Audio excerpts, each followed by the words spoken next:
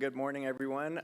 Welcome. It is Tuesday, June 24th, 2025, 9:04 a.m. Thanks for giving us a few moments so we could take our picture. We'll go ahead and call our regularly scheduled board meeting to order. We are meeting this morning instead of the evening, so thank you all for joining us this Tuesday morning. My board colleagues, Dr. Stubblefield, all of our staff, and any guests that are present this morning, welcome. Before I continue, we do have interpreters available this morning. If you do need interpretation in Spanish or in a different language, please let one of our staff members know, and we'll make sure that we have an interpreter available for you. Hoy tenemos intérpretes. Si usted necesita un intérprete en español o otro idioma, por favor déjenos saber y le podemos apoyar con intérprete en esta mañana. So again, welcome. Great to see you all, and thanks for joining us. We're going to go ahead and start our meeting, and as we do at every board meeting, we'll read our board norms and protocols. We agree to respect differences of opinions in making decisions for the district, to follow best practices in managing the superintendent and the management of the board itself, to stay on task when conducting business for the district, including while at board meetings, to never surprise the superintendent or each other when conducting official business of the district, to read these norms at the beginning of each board meeting and at board workshops as a reminder of how to conduct our meetings, and to continually self-check to determine if we're following our norms when conducting district business. Again, good morning. We also want to thank Mr. Ryan Denk, who's with us this morning. Thanks for joining us this morning. With that, Ms. Smith, would you please do a roll call? Yolanda Clark. Yolanda Clark, present. Randy Lopez. Randy Lopez, present. Robert Mylan Jr. Robert Mylan Jr., present. Wanda Brownlee Page. Wanda Brownlee Page, present. Rachel Russell. Rachel Russell, present. Dr. Nguyen. Dr. Nguyen, present. Thank you. Thank you.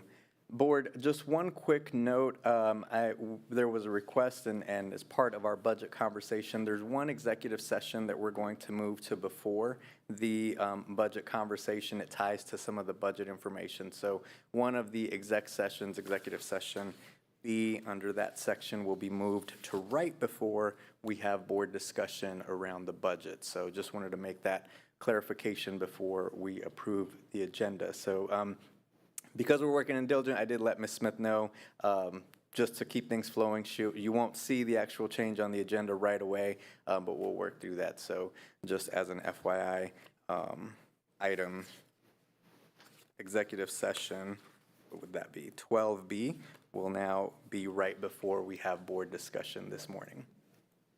With that, is there a motion to approve the regular agenda as presented? So moved. Second.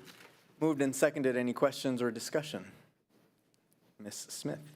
Yolanda Clark. Yolanda Clark, yes. Randy Lopez. Randy Lopez, yes. Robert Mylan Jr. Robert Mylan Jr., yes. Wanda Brownlee Page. Wanda Brownlee Page, yes. Rachel Russell. Rachel Russell, yes. Dr. Nguyen. Dr. Nguyen, yes. Thank you. Motion carries. Thank you. We're going to jump right into our agenda, and even though it is summertime, we do have a special recognition this morning. So I would ask, I believe it's Dr. Lucero, who will come forward this morning as we celebrate one of our very own for a special presentation and recognition. I won't steal her thunder, but I'll let Dr. Lucero go ahead and share with us, and we're glad to have Ms. Janaya with us this morning. So good morning and welcome. Good morning, Board President and board members and Dr. Stubblefield, Superintendent. I'm so excited this morning to celebrate with you a amazing student of ours. So I would like to present to you Janaya Smith, who is Miss Executive Juneteenth at the 2025 Juneteenth KC pageant.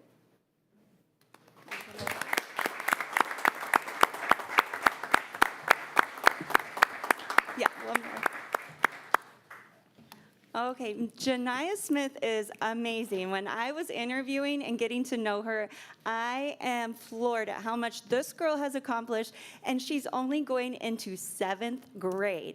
So she was given the key to the city by Kansas City Mayor Quentin Lucas. Wow. So she also has 2 businesses of her own, one Naya Sweets and Janaya Jazzy Jewels. Out in school, she is student council secretary. She's managed the girls basketball team. She is an enthusiastic dancer. Her academics are strong. Her dedication as a youth leader has been recognized by Kansas City, Kansas School of Foundation of Excellence, and becoming the Miss Executive Juneteenth at KC has made all of us in the KCK community so proud of her.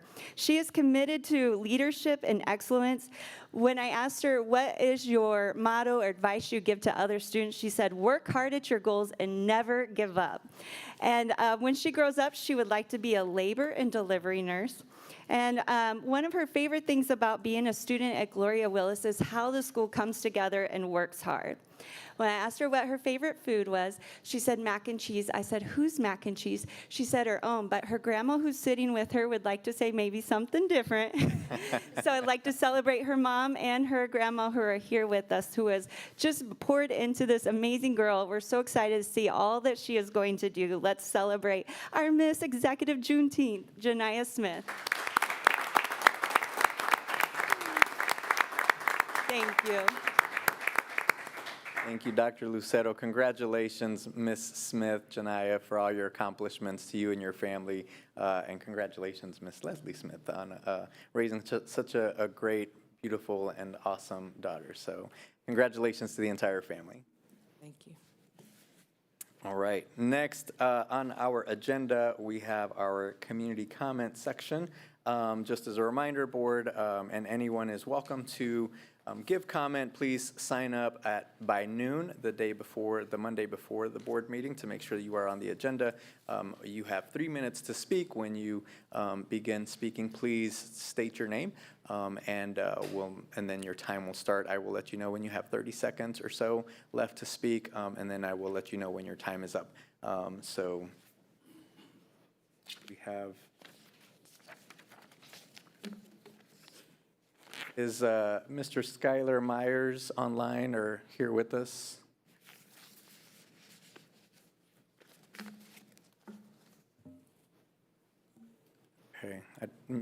Okay, I don't see Mr. Myers with us this morning. Excuse me. But again, everyone is welcome to give comment. Just please make sure that we have your comment or contact information so we may contact you afterwards. Someone from our leadership team will contact you to follow up, and then they will follow up with the board. Board, you should have received an email as well that was shared yesterday by Ms. Smith from an anonymous person who wanted to share some thoughts and comments. So that should be in your inbox if you haven't seen that already. Okay, so next we will continue with our agenda. Next on our agenda is our consent agenda. Board would entertain a motion to approve the consent agenda. So move. Second. Moved and seconded. Any questions or discussion on this item? Mr. Lopez, I have a question about number 4. So I'd like to set aside, not number 4, F. Sorry. F like 4. Okay, and I just want to confirm that's ready for life, that item? Correct. Okay. Okay, Mr. Lopez, I would also like to set aside item I, and that's I the think that's, Bait KC? yes. Okay. All right, any other questions on the consent agenda? If not, motion to approve the consent agenda minus letters items F and item I. So moved. Second.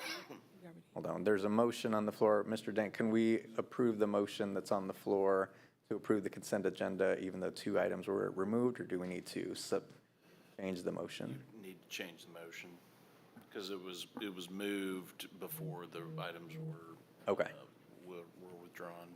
Okay, so the maker of the first motion, who was that? Mr. Mylan? Not just make a motion to amend the motion, the current motion on the table. It's his motion on the floor, so he would have to accept the offer of friendly amendment.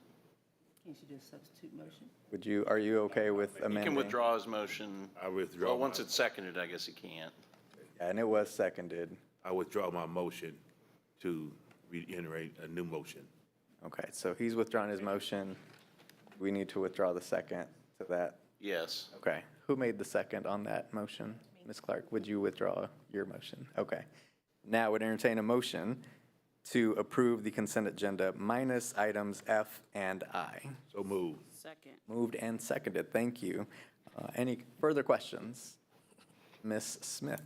Yolanda Clark, Yolanda Clark, yes. Randy Lopez. Randy, yes. Robert Marlin Jr., Allen Junior, yes. Wanda Brownlee Page, Wanda Brownlee Page, yes. Rachel Russell, Rachel Russell, yes. Dr. Nguyen. Dr. Nguyen, yes. Thank you. Thank you, board. We're testing you early, Ryan. Thanks for being with us. Glad I brought my coffee. We'll start with item F, Ready for Life MOU. Dr. Nguyen? Right, was there a financial amount, was there amount attached to this MOU? I'm sorry, I didn't see one. Yeah, no, and Dr. Irvin is coming to the podium to answer the questions. No, there's no financial commitment. They typically will get grant funding for the programs. Thank you. So I did have an opportunity to read the questions that were asked. I think one, other than was their funding, was did we supply a letter of support, and we did not. So that was also a question. Okay. And I submitted that question, and I guess my follow-up question to both of those questions is, and maybe I did put it in the questions. I was gonna come back to figure out if the questions were in board docs or like. So we got several questions throughout the day, so the final document is not complete, so we'll send them to you via email, and then I'm not sure, they'll end up being in the library, wherever the library is in Diligent. It's eventually Diligent, yeah.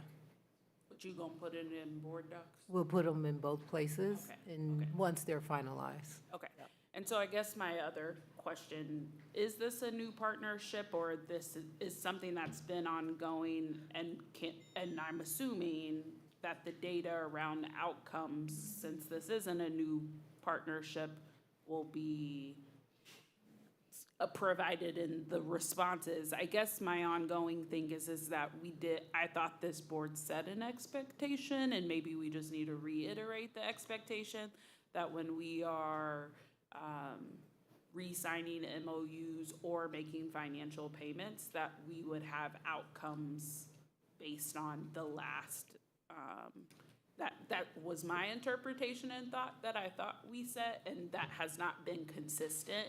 It's been in some areas, and so I guess this is me, if the board has changed their mind, let's have that conversation, but I thought we talked about if there were program outcomes or the programs that A, we're funding, or B, that we're supporting, that we needed to see program outcomes specifically for our students. Yeah. Because I guess that was where we were having the conversation about what partnerships we were keeping, what partnerships we weren't keeping.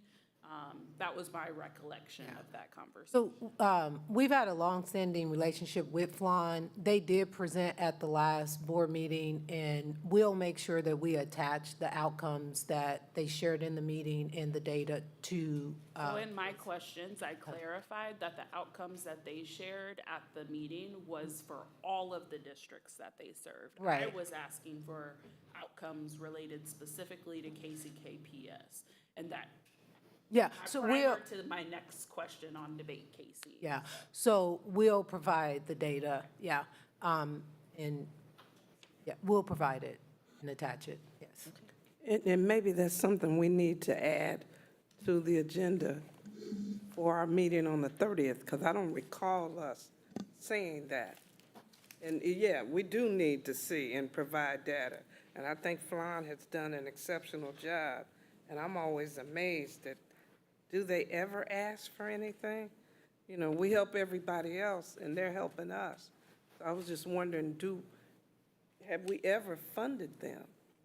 And I know I didn't send that question in. Yeah, but whatever. so I believe during the COVID era, that was one of our partnerships that did receive some financial support, but they also do a very good job of getting outside funding and then partnering with districts so that they can provide the service to the district without being a financial causing, like that being the hurdle. But we have, I'm almost certain, but can I know at the verify. beginning we did, Yes, but I know in other times we hadn't.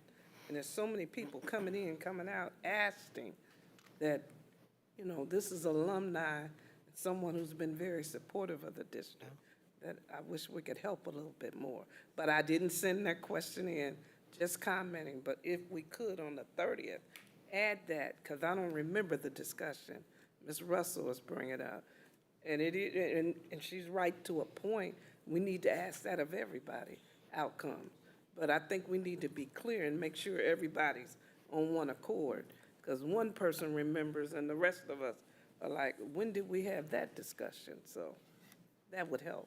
And thank you. Yes, ma'am. Yeah, and if I can just add that in the presentation that Flan presented last week, they did talk about their funding revenues, and Dr. Stubblefield is correct. as well as the mention of the foundation at the last meeting. While we as a school district haven't directly funded them through our funding mechanism outside of the ESSER dollars, the foundation has supported their programming. And so I've also seen that as a collaboration, since we partner and work closely tied with the foundation to support our efforts. And so I do think the effort and the commitment is there. I just want to make sure that the expectations that we set as a board for some groups that we're following through, even, I know that long-term relationships have that commitment, but I also believe that if we're expecting it of some groups, that we need to make sure that we're expecting it of all groups, so. Any other questions or discussion? And thank you, Ms. Brownlee-Page. I made a note of your request as well. Any other questions or discussion on this item? Okay. We'll go to the next item, item I, the payment for debate Kansas City. Ms. Russell. Yeah, so similarly, I have the same questions. This is an item that I'm not sure that I will be able to vote on today.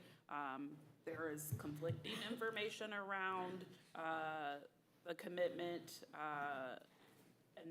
and what our debate teams are getting from the debate coaches themselves. And so I'm struggling with the outcomes that are expected based on the MOU and the agreement, as well as the payment, and then the support that the debate teams who are not national winners aren't saying that they're getting. And so I have more questions than I have answers today. I support, as a debater 15 years ago myself, I support debate programs. I just would prefer to hold off on this until I feel confident that my questions have been answered.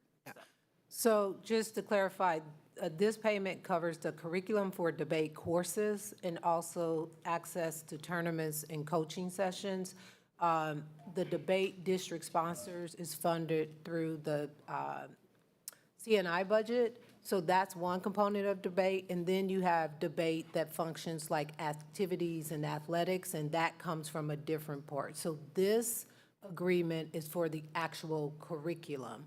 The other portions like tournaments, and that falls under like KCKPS rules and athletics and activities, and that portion comes from a different area of the budget. So. Okay. I just want to make sure I understood what you said. This portion of debate covers the curriculum, but the portion that the concerns are out of is covered in a different bucket? Is because it's KCKPS, is athletics and activities. You have the same thing with band and those things that we offer during the school day. Then you compete and it falls under KCKPS. Certain elements falls under athletics and activities. Okay. Yeah. So when I'm looking at a budget today, what budget am I looking at to address those equity concerns amongst the other debate teams? I'm not sure what the concerns are, so it would be helpful to know exactly what the concerns are, and then we could discuss that. So if we have a list of those concerns, we can say what the inequities may be, but similar to all of them, baseline get the same things. When you qualify for tournaments, be it a debate tournament, a national tournament, or a state basketball meet, the more you advance, we have to add additional dollars to that to provide the support. So if the inequities, or if they're saying foundationally, certain programs are getting more money, then we can go and look at the budget to see if that is factual.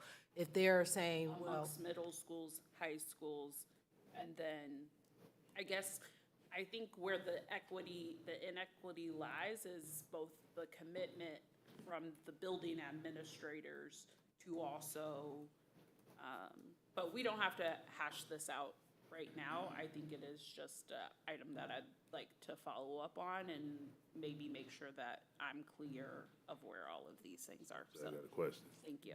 Mr. Mylan. Okay, by listening to this discussion, by looking at this and look at the background, clarity for myself as well, the background information in November the 15th, 2022, we approved the 2-year renewal.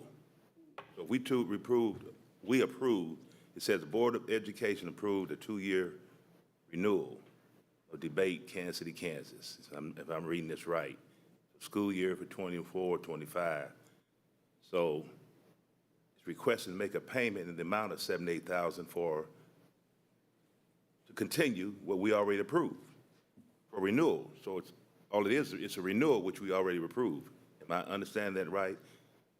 Okay, the next paragraph, you look further down, by approving the payment for debate, we're able to continue to support the students for debate. So to me, it's already done. We've already approved it. Am I correct in saying that?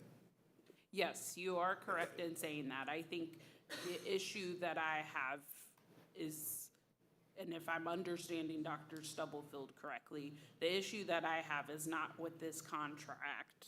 It is more with the equity in which how we grow our programs, that where every coach feels like they have the same level of support that those outstanding programs have. And that's a different budget item is what my understanding is today.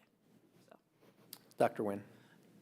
Thank you. So my question was, when I looked at the budget, the specific budget, there were no funds dedicated for debate. So where does this cover? My question was, does the payment for debate pay for everything for our debates?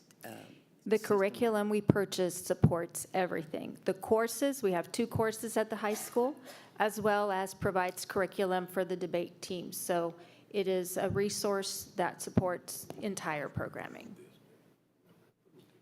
but I want to note that it's also not just at high schools. It's also at middle schools. And so we have strong middle school programs, and we have a couple of really strong, but all of our high school programs are strong, but folks don't feel like they have the support that other buildings or other programs have. And so, I understand what you're saying. I'm just asking. so Dr. I also Stubble, understood it. There was nothing dedicated for debate, and that's my question. So part of Does this that comes cover from the building budget. So if you go look in the building budgets, which is what Dr. Stubblefield was Okay, mentioning, well, we that's, didn't have that on this. yeah. So this is on the curriculum line, when it says curriculum, this is actual curriculum, so it's coming from that. So it may not explicitly say debate, Okay.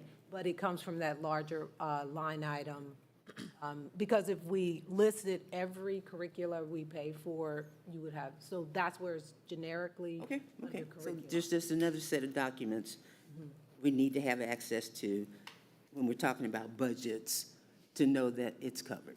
So, thanks. It's covered under curriculum. Any further discussion or questions on this item? Okay, hearing none.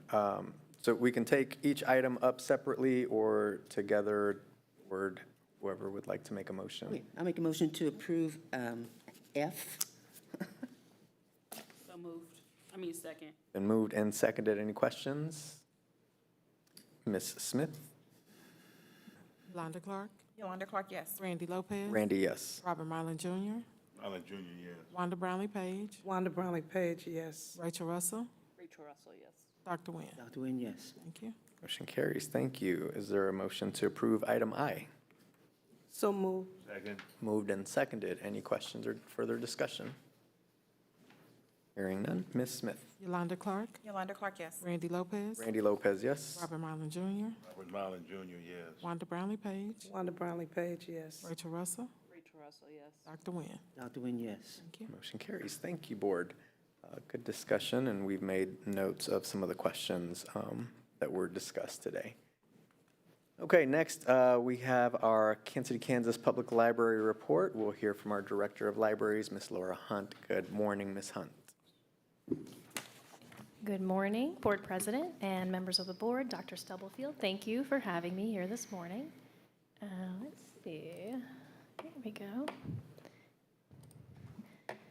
All right, so for today's presentation, I'm just going to share a little bit about our most recent staff satisfaction survey. If I can figure out how to scroll here. There we go.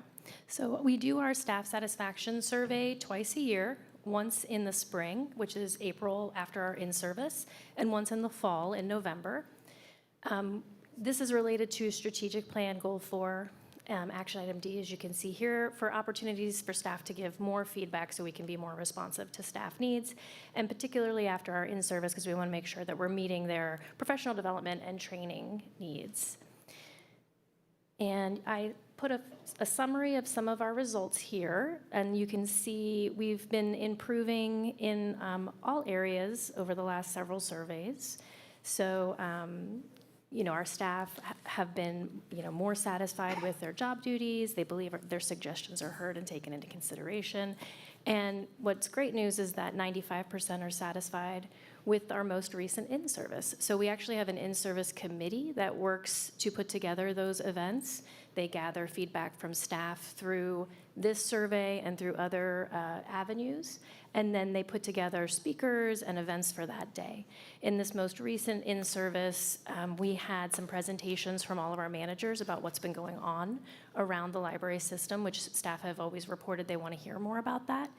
And then we actually broke off into groups with our own branches, and we did a team building activity, and each branch was able to kind of do their own different trainings so that it was more specific to the groups that were involved, which people asked for in our last survey.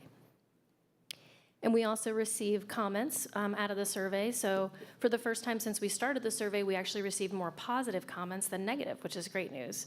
And so I think that just shows that the in-service committee has been really attuned to what people want to see in those in-services and have been really great about working, and taking that feedback really gracefully and just kind of moving forward and doing what's best for our staff. So a few of the themes that we saw is staff like to be recognized and appreciated, even in the smallest of ways. They want to collaborate more with their coworkers in other departments and branches, and they're curious about their coworkers, especially collection services. Our collection services department is the department that does the book ordering, not just books, but the item ordering, the collection ordering, and they process those orders. They, unbox things, they put labels on them, and so I think, it's kind of the behind the scenes of the library. So we actually, one of the things I can talk about now is that we've been working with our new trainer, staff development and training specialist, Courtney Smith, who's been awesome. She's been working on onboarding, and so we've been talking about, different ways that we can get staff more information about what everybody does. And that's also tied to kind of internal communications, which is my background, so I'm very interested in how we can make sure we're sharing out all those successes more regularly. And of course, more communication, including on the main project. And so one of my plans for the main project is to be reporting out to our staff regularly, the same way we'll be reporting out to the board regularly with what those updates are.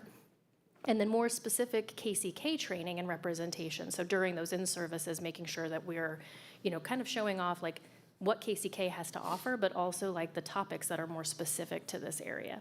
So the in-service committee is going to definitely be thinking more about that. Moving forward, you can see I mentioned our staff development and training specialist. So we're working on some recommendations through this survey with Courtney. Employee recognition program, our amazing HR assistant, Lauren Merritt, actually proposed an employee recognition program about 2 months ago, so she's been working on that. It just went over to our management team for approval, so we're going to be piloting that in the next month or two. And then internal communications, as I mentioned, we're in the early stages of developing that. We're working on some HR SharePoint pages and other stuff to be communicating out more regularly, maybe with a regular newsletter. So all exciting things happening. And then next, I wanted to just give a little bit of an overview of some of the programs that we've been having. So summer reading kickoff was May 29th, and we had the highest turnout ever with 1,084 patrons, which is just amazing. We had all kinds of activities. We showed the movie Wild Robot. We had Schlegel, Wyandotte, Harmon, and Piper High School robotics team out demonstrating. And one of the students from Schlegel said that it was the best night of his life demonstrating his robot. So that was really great to see. They got a lot of engagement from the attendees. They had giant bubbles. They had a book giveaway at the mobile library, which was there. They had tables talking about library services and programs. So as always, it was a great success. And then here's just some pictures from some of our other programs and events. This is in no way representative of everything we've been doing, because of course summer is our busiest time. But we did have our Blacklit Buccaneers mini golf, which is our yearly family mini golf. So that was very fun and well attended. And we had a Swifties Enchanted Eras party at Turner Library. We had a Taylor Swift lookalike, and she, took photos, signed some balloon animals, sang songs. I saw some videos. It was very fun. The bottom right is our Schlegel Summer Camp, which just started a couple of weeks ago. We actually just recently started with a lottery system so that we could invite more Wyandotte County residents to this program. Historically, it's been a little bit, she said, historically, it's been about 30% of WICO residents in this camp, and now with this, we've got about 80% WICO residents. So we wanted to make sure that we were prioritizing our community and getting them into these camps. And then, what's last? Oh, and we also attended Pride Fest, and so we had a booth there, and we interacted with about 3,400 visitors, and we had mobile in the parade, and they got about 65 visitors on the bus. So great success there as well. Okay, and that's all I have for you today. Do you have any questions for me? Ms. Brownlee I Page. don't have a question, I don't have a question, just a comment to say thank you for what you do. I often go to the main library, and they sing your praises, and they're extremely happy. And I've been to some of the other libraries. They like what you do. Please keep doing what you do. Well, I got to say, it's all them. It's just giving them the space to do what they do, which is provide that amazing service to people, and just listening to, what they have to say and their ideas. So thank you. I appreciate that. Okay. Thank you, Ms. Brownlee Page. Other questions, or Mr. Milan? I'd like to ditto what Ms. Page said. I looked like what you all are doing is very, very successful, and I see the highest turnout rate, patrons. My question is, that's just a comment of what you all are doing is great. Or do you have any major difficulties or challenges that can make it even better? I mean, success is good, but you can think always. Yeah, that's a great question. Right now, I feel like my management team is really focused on foundation building. We're kind of cleaning up some of our procedures, our policies. So I think getting those building blocks in place will help. I'm letting the staff do what they do, the amazing work they do, and doing their programming and doing everything. And then once we get more structures in place, I think that those other things will also be able to grow. It's hard when you are kind of operating a little bit separately, maybe each branch is maybe doing things a little bit differently. I'm not trying to standardize everything and make, I want to keep things unique for every community, but I do think some of those building blocks do need to be put in place. So I don't know that there's anything specific other than maybe just some time to work through those different things that need to be done, or if there are things that you all see that you think could be better, or things that you're hearing from either the community or from staff, I'd be happy to hear those things to help make those improvements as well. Thank you. Excellent job. Sure, thank you. Thank you, Mr. Milan. Any additional questions, discussion? Thank you, Ms. Hunt. If not, is there a motion to accept the Kansas City, Kansas Public Library Director's Report? So move. Second. Moved and seconded. Any questions? Ms. Smith?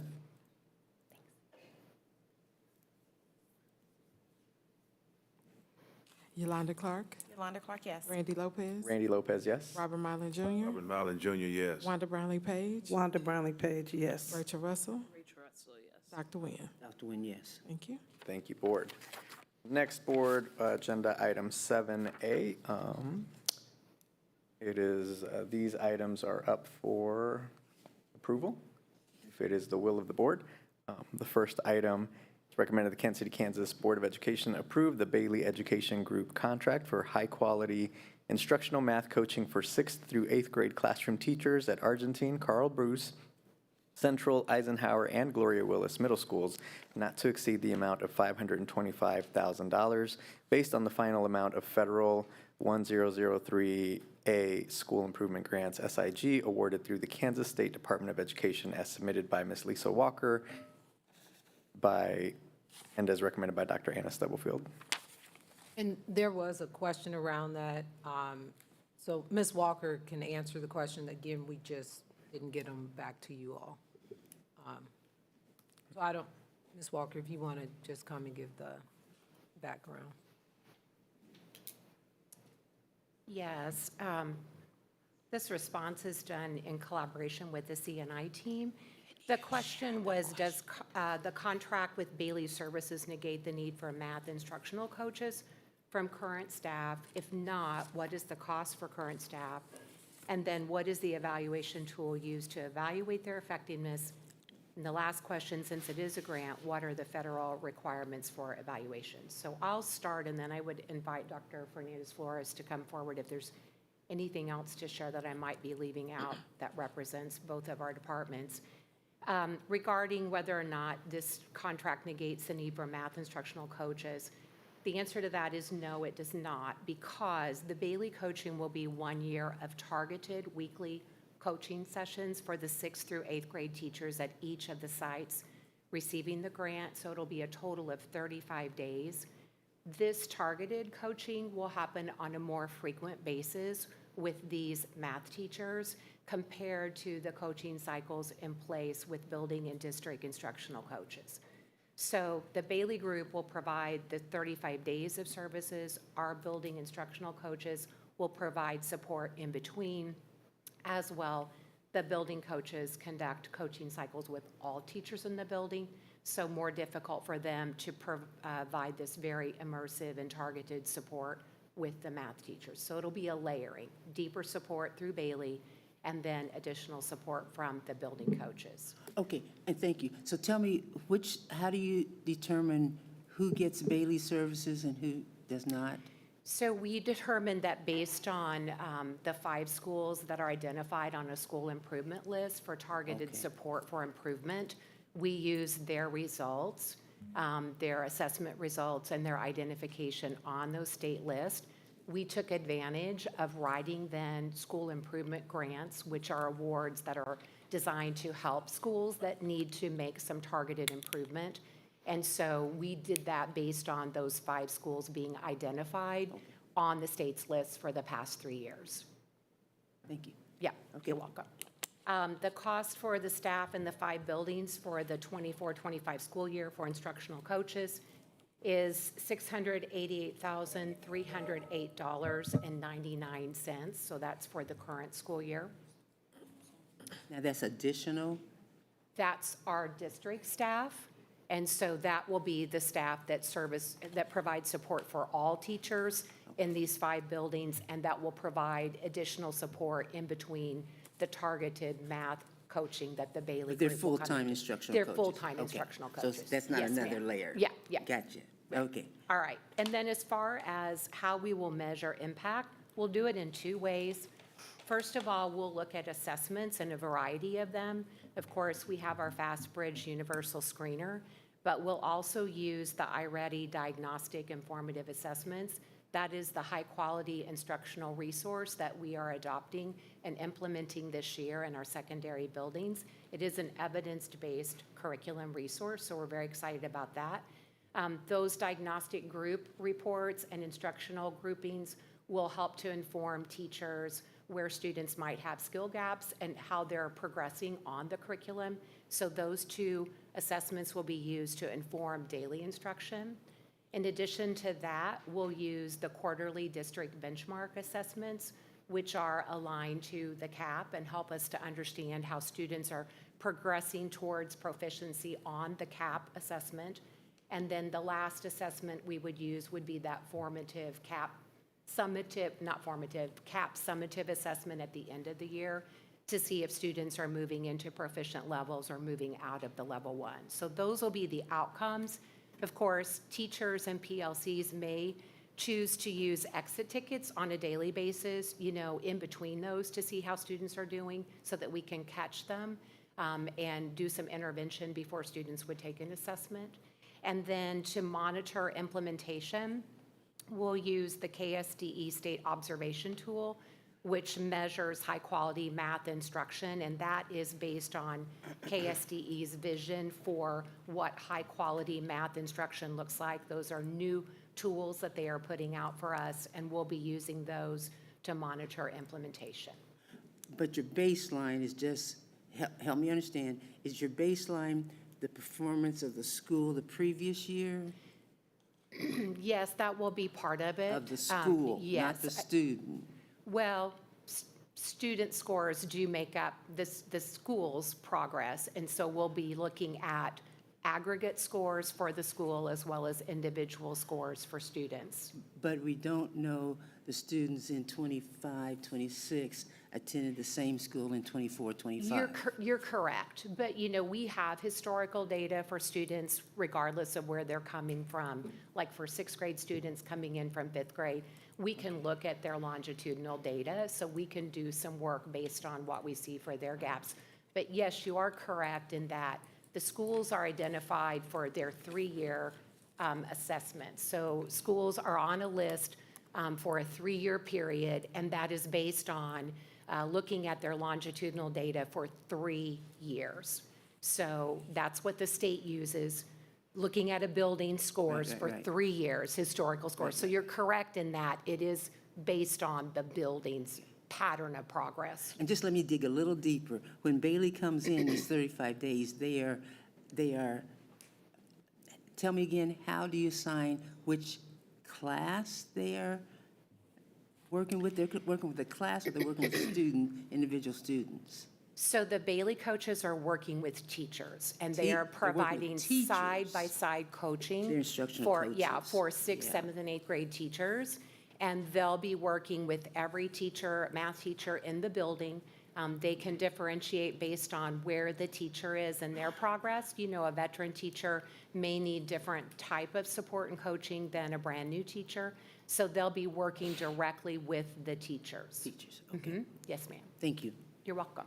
All right, now, are there any federal requirements? Well, the information that I shared with you was included in our 1003A school improvement grant, and we met the requirements for all the federal and state guidelines for a federal grant, and that is based on the fact that we included all of that and they approved the grant award. Otherwise, they would not have approved us had we not met the requirements. Right, but I'm talking about then, when this is completed, the outcomes you're saying, Will be shared back. but that's not a federal requirement? No, we'll share it back with the state, but right. So there are no federal requirements for evaluation? When they award it because then when it ends, it ends? Correct. Our evaluation will be the progress that the school makes Okay. after the targeted implementation and the support received. Thank you. You're welcome. Ms. Russell? Just because you guys were up here talking and now it got my brain. I just want to clarify that it's every middle school except for Rosedale. It's 5 of our 7 middle schools, so Arrowhead and Rosedale are not included. Thank you. Yeah. And then because these schools, and I'm thinking about sustainability, so say that this happens, we see great gains. We also know that our staff turns over sometimes. Is this program eligible for at-risk dollars utilization in the future based on the schools, the specific schools that you're working with? It could be considered because it is an evidence-based practice, the coaching is, as well as the high-quality instructional materials. I think that we sought out this additional 1003A school improvement grant because it helps us to leverage multiple revenue streams, that are allowable so that we can then use our at-risk dollars on other things. So we would want to take advantage of school improvement grants. And I understand that. I think I'm just Yeah.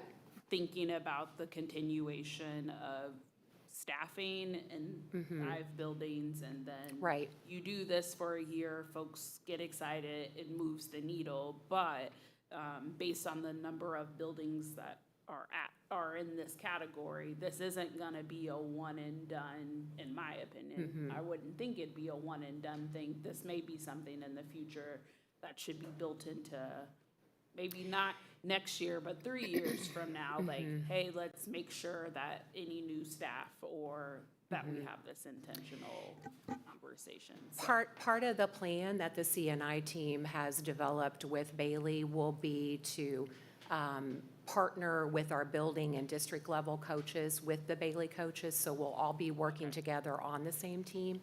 Also, So some of our instructional coaches they'll be will get- sitting alongside during PD and observing lessons and seeing what the Bailey coaches are working on.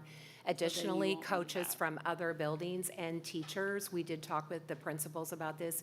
Teachers from Arrowhead and Rosedale that are not participating can come over and can see what is happening in the classroom, and they can learn alongside.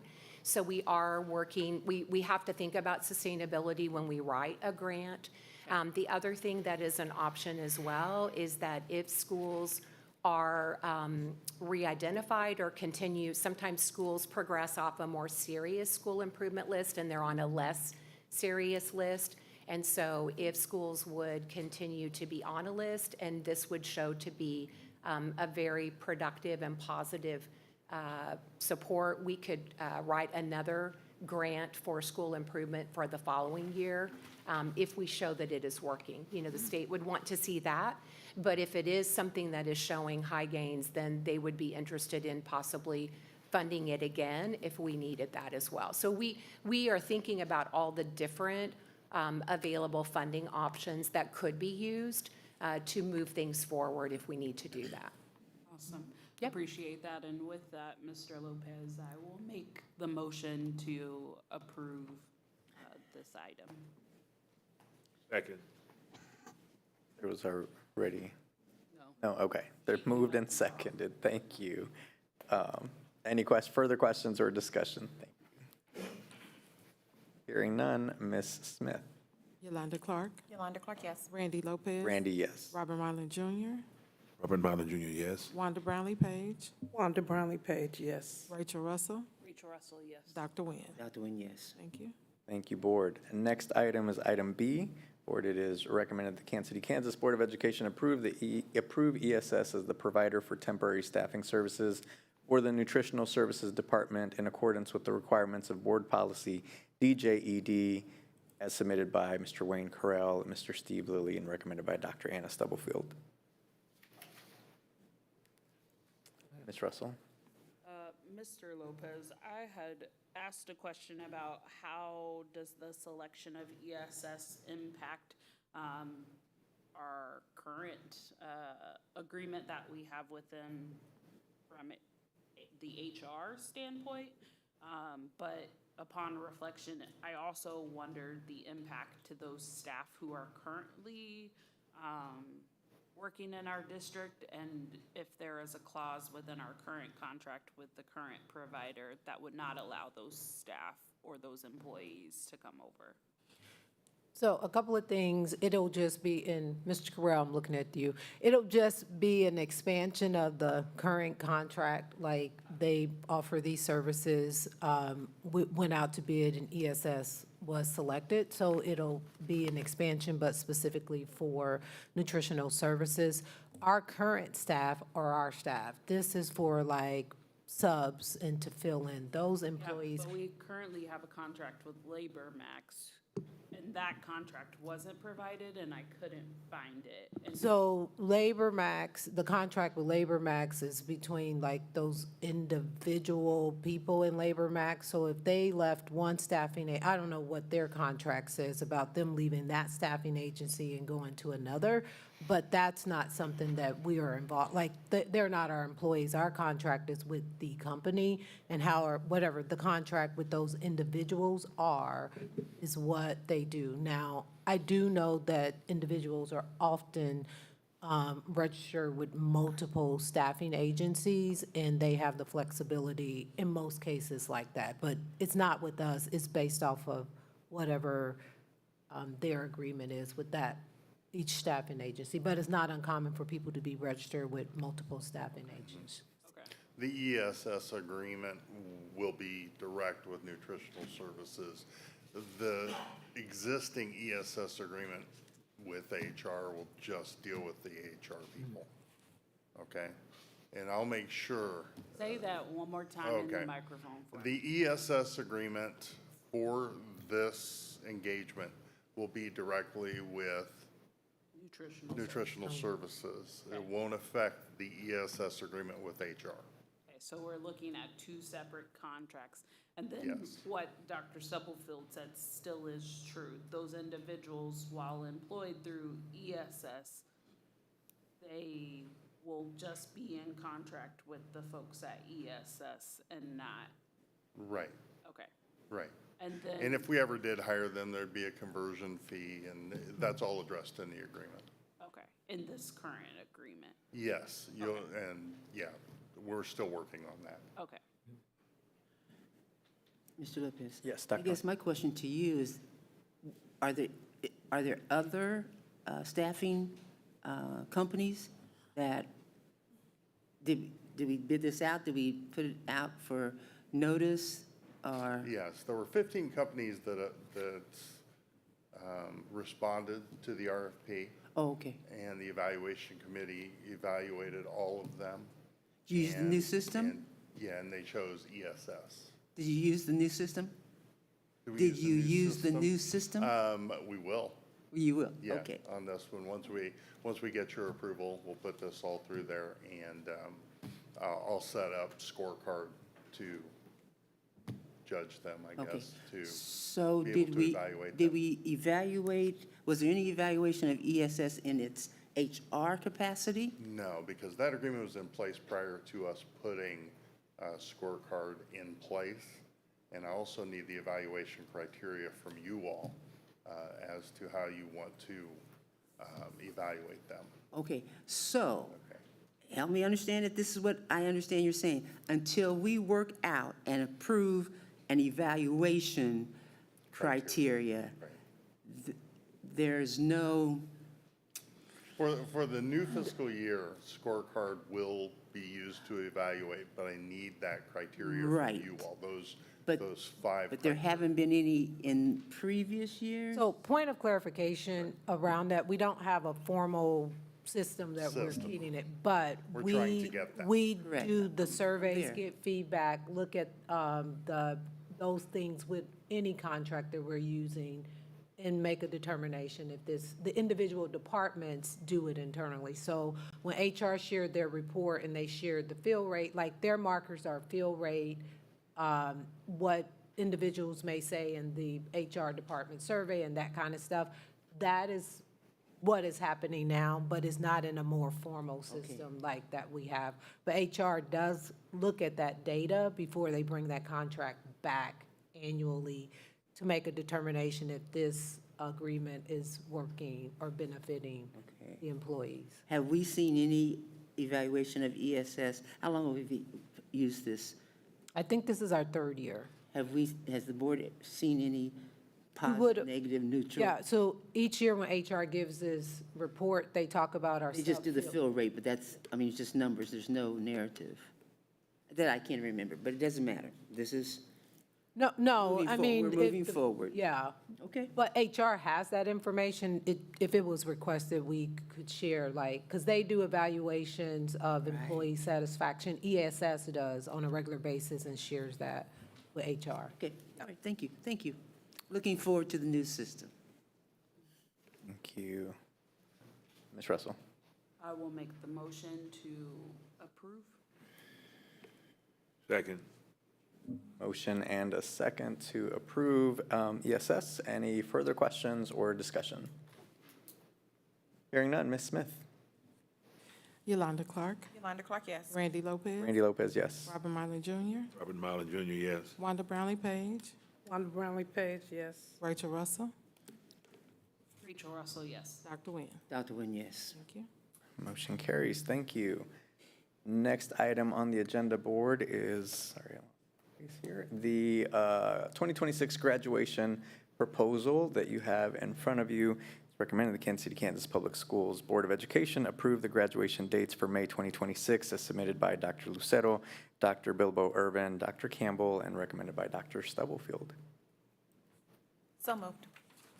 Second. Moved and seconded. Questions or discussion? Ms. Clark, then Ms. Russell. Same. We might be. It'd be nice to hear a different voice. Go ahead. So my question, and I know we're approving the dates today, but I do think the board needs to have some type of public conversation around tickets. Like it continues to be the families' continue to advocate for how our tickets are handled. I know there is a process. I don't know if that requires us to publicly communicate that process, but I believe this board has shown interest in making sure our families are able, all families are able to be at graduation. We even moved, so I don't like the narrative that we're not spending time on making sure families get tickets and are able to attend. So I just want to make sure that So, I put it out. I honestly, we did have that conversation, had a Okay. debriefing conversation. There, one high school, the way that they wrote it out, communicated, seemed to work for families. What I shared with Dr. Lucero, and she was going to follow up with Dr. Irvin, is we'll just use that same model at all of the high schools. What happens is they get a baseline of tickets, and then after that, families can request more tickets, but how that information was shared out was inconsistent, and they're gonna add that to the checklist for the principals to make sure it's done in the same manner at the same time, so families will know how to ask for more tickets. Thank you. Ms. Russell? My question is similar but different. So amongst the proposal, it says option for 5,000. So yes, the rollout of the tickets is one piece, but the limiting of the tickets is another. So Lee Summit had their graduation there, had 8,000 seats available. What is the cost or the commitment that we need to make to increase the number of tickets that is that baseline? What is that number? I can reach out to Sporting KC and find out and follow up on that. Okay. I also echo, I'm fine with moving forward with the dates. I'm not fine with moving forward with the contract as it currently stands. I think 10 tickets as a baseline, we've seen for multiple years, is not okay with our families. I think we've got to increase that baseline. We've got to find the dollars to prioritize graduations in whatever way, fashion we have to. And so I will not be approving this today. I look forward to a future conversation about how we really change the narrative on graduation. I got a question. Mr. Mylan? I appreciate Ms. Clark bringing that up. My question is, if it fits in here at this particular time on the dates, well, would the location be a determining factor? And I ask that, if I'm in order and asking that now, where it's being hosted at or held at, will it be held at the same location we have been? Yes, sir. Because I've heard that we would not be there next year. No, we're recommending to have it at Sporting KC. That's what's in this Okay. agenda item. Point of clarification, just for me, the 10 baseline, that's us, not Sporting, correct? We do have a certain amount of seating, Right, but I'm saying, Yeah. us saying baseline 10, yes. Is And then the that's principals are us? released extra, and then, yeah. yeah. But we create our own baseline, or did Sporting suggest that based off of? There is a certain, so that one section of seating we do pay for. So the baseline can be adjust by different schools. Right. But the recommendation was all schools had the same Same baseline. baseline, and so then- we based it off of Wyandott's enrollment.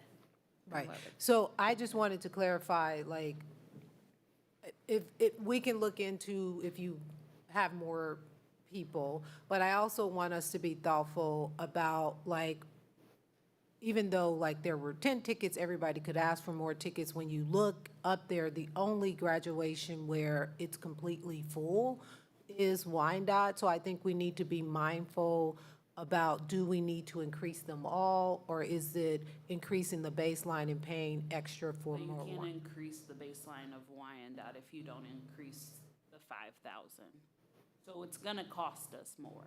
No, and that's what I'm saying, but it may just be for one school versus us saying, we want 8,000 seats for Sligo.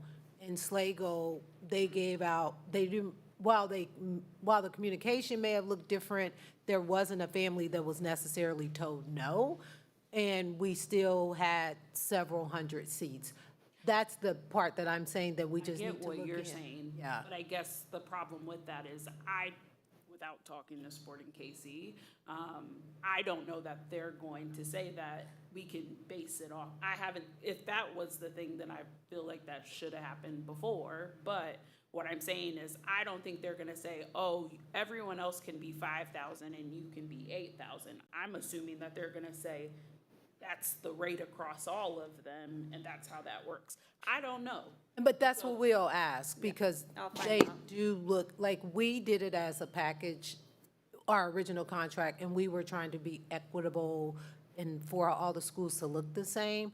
But that's something that we would ask, because it would be not necessarily fiscally responsible of us to pay, to have 8,000 people there for Sligo when Sligo still has lots of seats left at their graduation. So we'll look into that.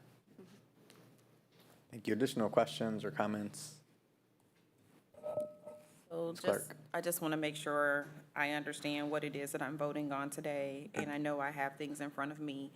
I'm just thinking about the takeaway. The takeaway is to be able to figure out what the amount of tickets, I'm trying to articulate this correctly, the amount of tickets that families can have, whether that be unlimited or whether that continue to be a baseline.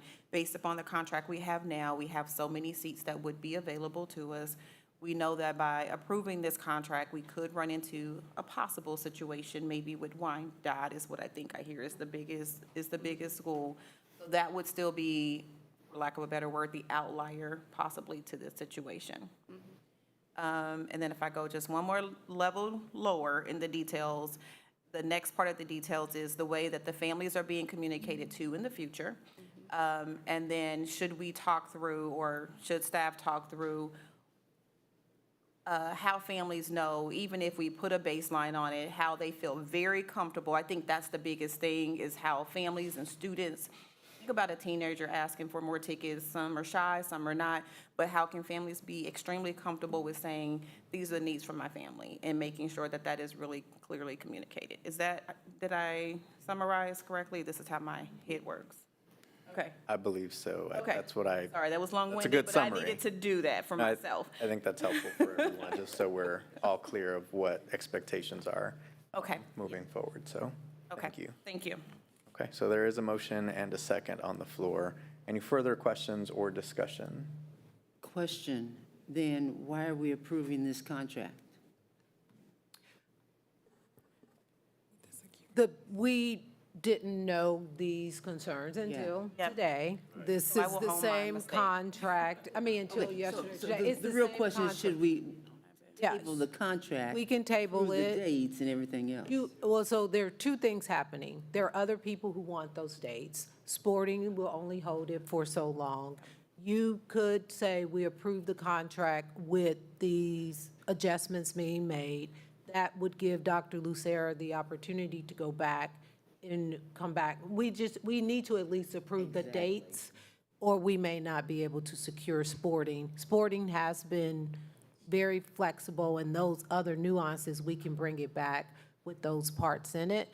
But if we are going back and we don't have the dates, they do have people who want the So dates. the motion needs to be amended to be Approve the Exactly. contract specifically with the dates. for the with dates making and not the adjustments. amount. Okay. There you go. So, as the second, in the vote, I mean, we're here for a little while longer. I think it's worth the phone call, or we have a board meeting on Monday. I'm not comfortable approving. I also read this as though I saw we have till 2026 or something on this contract to decide, to. Don't look at me, ask them. That's what the invoice payment said. So I would feel much more comfortable. I believe that Dr. Lucero has our students' best interest, but I'm not comfortable with letting something go off again and then come back.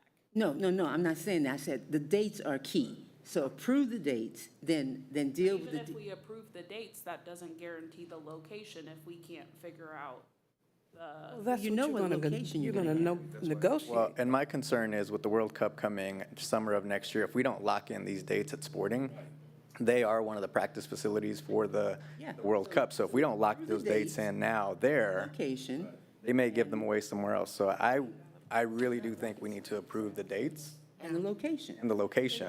Yeah. Mr. Mylan? You just said it. Prove the date and the location and get it locked in. If not, we're gonna be floating around here. Okay, so let's go back. That's two. What is your concern about dates and location? We have been great partners to sporting. I believe that we can rectify this no. situation. Yeah, you can rectify the situation, but for today, what is the challenge with just approving the date and the location? The dates, If we don't. is it not approving the contract if you're Correct. not approving Not the the dates and the details matter to me. Well, Correct, and it matters to all of us. So what's the problem with not approving the dates and the location? so It for, doesn't say dates and locations on this motion, it says the That's why contract. we're amending the motion. so for clarity, and I just, because we may approve the date and location and not approve a contract, but will sporting honor that if we don't approve a contract today and just say, hey, can you hold these dates? We want to look into 8,000 seats. So my concern would be that even if we vote on dates and location, We can deal with the tickets later. But you can add to the motion that discussion. Right. And come back in 2 days or something, but not lose The date. right? action right now. Okay, so I'm gonna throw this out here. Throw it out. That's what we're talking about. Yeah. We can approve the dates and the times with the clause that we will do whatever we need to do to increase the baseline for Wyandotte. So if that means they get a contract that is $15,000 more, then they have our blessing to do that. That's what, No, That's two they're different- coming back. that's two different Right, deals. I mean, but that the goes back dollar, to. we're saying, we're stipulating the conditions. Can I offer? No. No, So- lawyer. Mr. Dang. Yeah, so you could approve and authorize Dr. Stubblefield and staff to negotiate and execute a contract within parameters such as, attendance of Wyandotte at X level and, and negotiate and memorialize, the other high schools or whatever institutions are going to come through for graduation at lower levels based on past year's performance. And then it wouldn't have to come back before the board. We could secure it. We could execute the contract without it having coming back to you. You can take that action today and with that direction, and it doesn't have to come back. Thank you. I'm fine with that, and I would make the recommendation, As he said it. as he says, I was trying to think of a dollar amount, is that what you were saying? No. Or you're just saying based on, because the dollar amount requires board approval because it's over 20,000, do I need to say a dollar amount? What we would typically do, in this circumstance, it sounds like we're trying to negotiate a better deal. And so it would likely be in an amount not to exceed whatever probably the amount of the contract is, knowing we're going to maybe increase Wyandotte and decrease the others. No, we're not doing that. Okay, all right. That would be a whole nother. I'm spitballing it here, but. So I think if you look at like what it cost us, it's like, and I don't have it open, it's like $15,000 per graduation, right? Yeah. Yeah, so it may be, and I don't know, like, if you were to double it to 10,000, which I don't think you can double it, it may just be not to exceed more than 10,000 or 15,000, and then it would, $15,000, like, whatever amount. We also have to be mindful that that's not, I don't know if it's in their budget, so we'll figure it out where it will come from. But if she has a dollar amount not to exceed, she can go back and ask, like, But you mean not to exceed 80,000, because it needs to be the full contract amount, right? yeah, whatever you want to add on to the current contract, not to exceed, that would let Dr. Lucero know what she can work with then. And as you said, we're meeting next Monday. And just to clarify, so what we're paying for Sporting KC is a whole section, that one section where all the family comes in. To get additional section is additional dollars because that's additional staffing, security, all things. So that is the unknown right now. How much is that additional section to have for Wyandotte? And will they allow us to have it just for one school, or does it have to be for what that contract? So those are the unknown variables that I would have to reach out to them. I know that it's possible, I just don't know how much, so. And my apologies for not sending this. It's been an ongoing conversation, and then recently it's really been out in the community more. And so my apologies for not sending earlier. Where'd you come with 80,000? I'm looking at 65,250. So that, she was saying not to exceed 80,000, so when Dr. Lucera goes back and says, Whoa. hey, we need an additional section, and they're like, yep, that'll be an additional $10,000, it's within the $80,000. That's where she was saying. Okay. Yeah, We do have a motion. So limits. but there is, yeah. There is a motion. There is a motion to approve the motion was to approve the recommendation, which is not what I'm hearing that folks want to move forward with. I'm okay with withdrawing my motion, or Okay. is that okay? Motions have been withdrawn from the maker of the motion and the second on the motion. Ms. Smith, we're good. Are we good? So the motion was to approve the dates and location. It went from the recommendation and then the dates and location. So can someone repeat the actual motion? Well, they've been withdrawn now, so. They withdrew it. So that original motion. Doesn't what do you want- exist anymore. Doesn't exist. You don't have to worry about it. It's been withdrawn. Okay. So are we going to table it until Monday, or we're going to bring it back, or what is? Can we make an motion to approve the site and the date with them going back to find out further information about the cost if we expand certain schools? And hopefully we can get that information back by the 30th. I'm sorry. Dr. Lucero. I just want to let you know the 2 staff members that could assist with this are off all of this week. So we'll do our best to get it by Monday, but that may be a little bit of a challenge to get it by. I'm going with his, I'd like to make a motion, but I need to remember what you What he said. said. No, do you remember? Okay, you make the motion, I'll He's second it. here, he can give you information. Ryan, what would be a suggested recommendation that would still allow us to get the dates, the location, and to give staff that flexibility to? Yeah, so typically what the motion would be here would be a motion to approve, subject to review and approval by, in this case, the superintendent and legal counsel, within the discussed parameters of the board.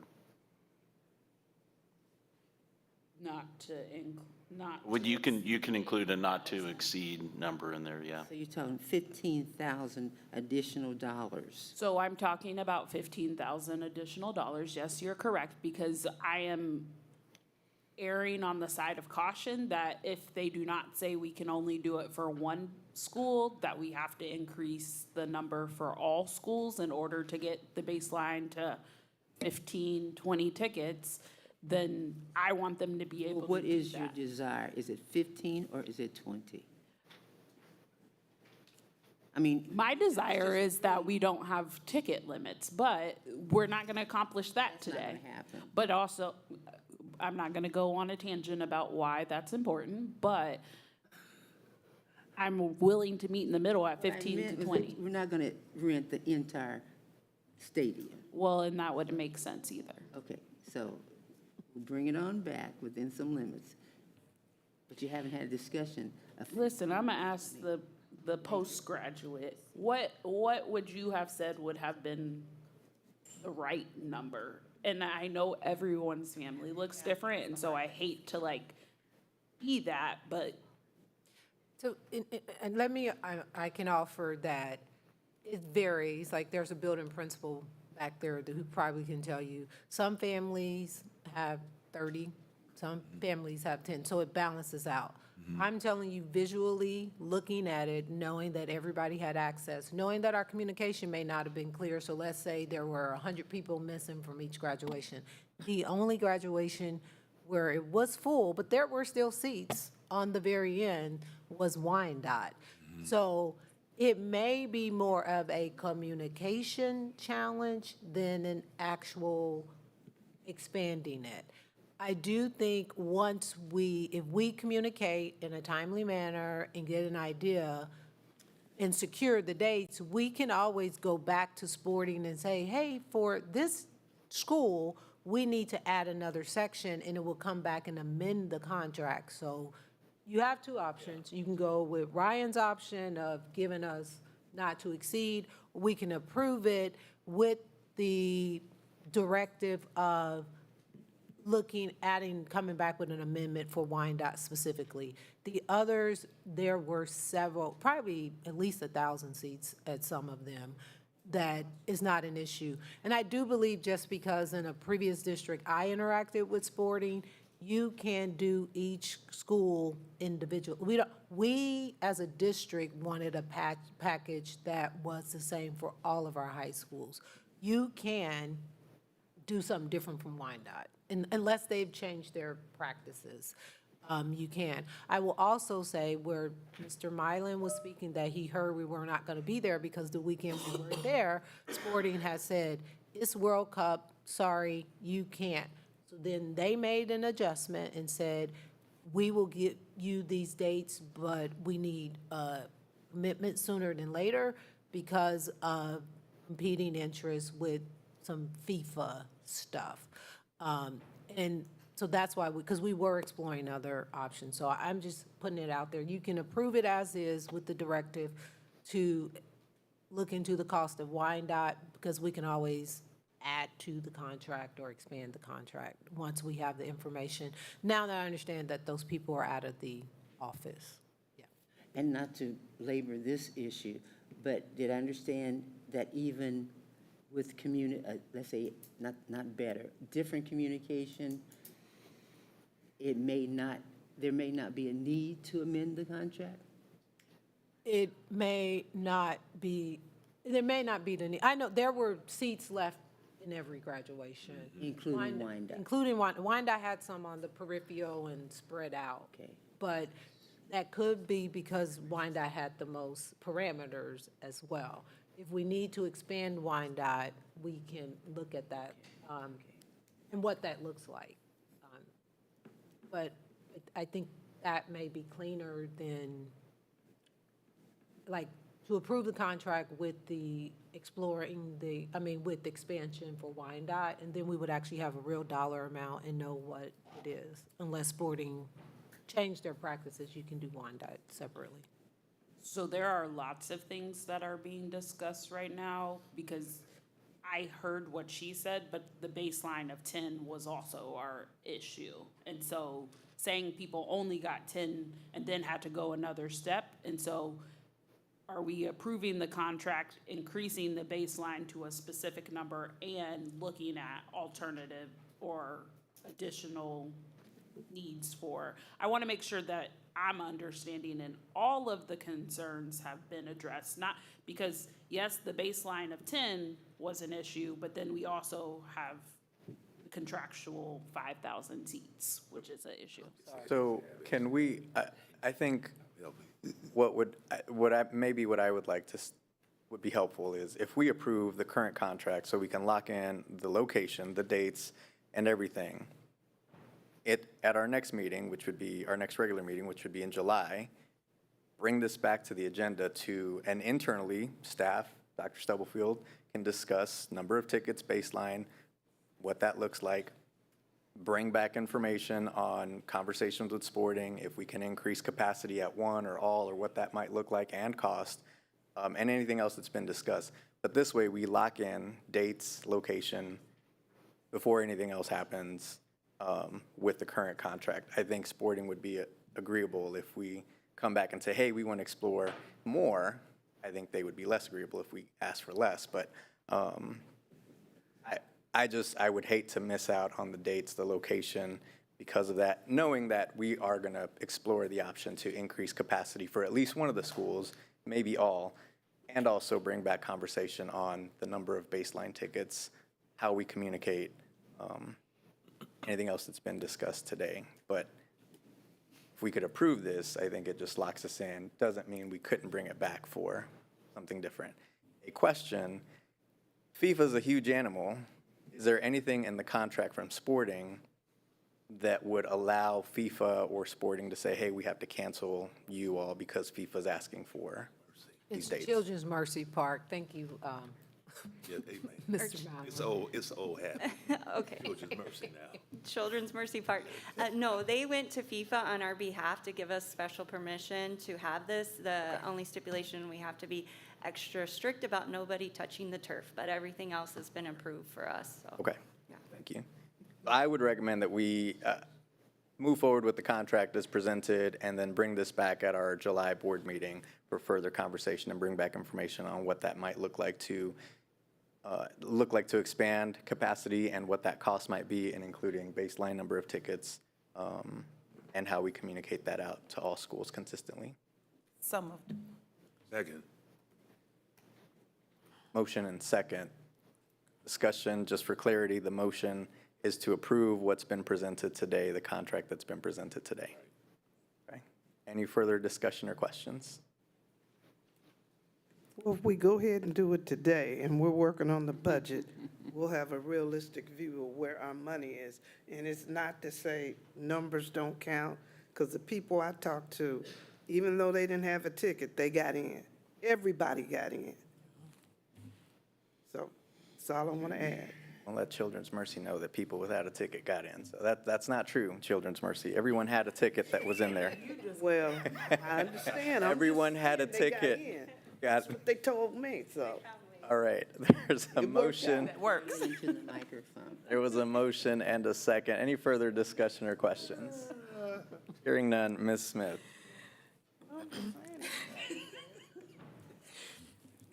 Yolanda Clark. Yolanda Clark, and I just want to say thank you, board, for this conversation. Thank you for this conversation.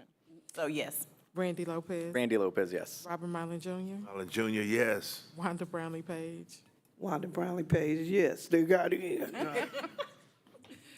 Rachel, yes. Thank you, Dr. Nguyen. And yes. Motion carries. Thank you, board, and we'll make sure to bring this back at our July meeting, if not sooner, if we have the information. Okay.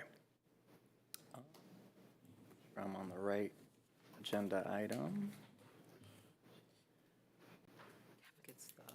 Okay, thank you. Okay, board, next item, item D, it's recommended the Kansas City, Kansas Public Schools Board of Education approve the purchase of cafeteria tables from the AmTab Manufacturing Corporation in the amount of $83,500 for the replacement of cafeteria tables at Eisenhower Middle School in accordance with requirements of Board Policy DJED, as submitted by Mr. Correll, Mr. Lilly, recommended by Dr. Stubblefield. So moved. Second. Moved and seconded. Any questions or discussion? Ms. Smith? Yolanda Clark. Yolanda Clark, yes. Randy Lopez. Randy Lopez, yes. Robert Mylan Jr. Holland Jr., yes. Wanda Brownlee Page. Wanda Brownlee Page, yes. Rachel Russell. Rachel Russell, yes. Dr. Nguyen. Yes. Thank you. Carries, thank you. Okay, next agenda item.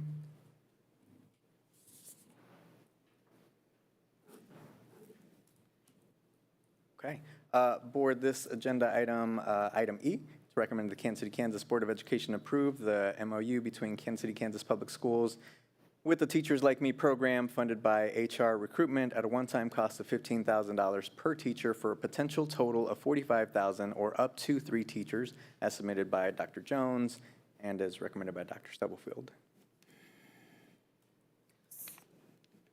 So moved. Moved and seconded. We'll open for questions and discussion. And Dr. Jones and Trinity, I'm sorry, I'm saying your first name, is your last, they're here to, she's here to answer any questions directly. Open the floor for questions or discussion. Dr. Nguyen? I can wait till she gets here.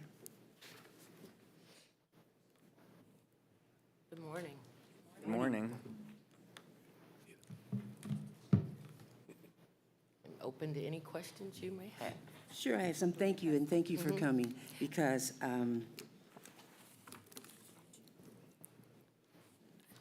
I commend you for the program, your vision, and I read your annual report. Thank you. But, and what I'll say, what is this we're getting now?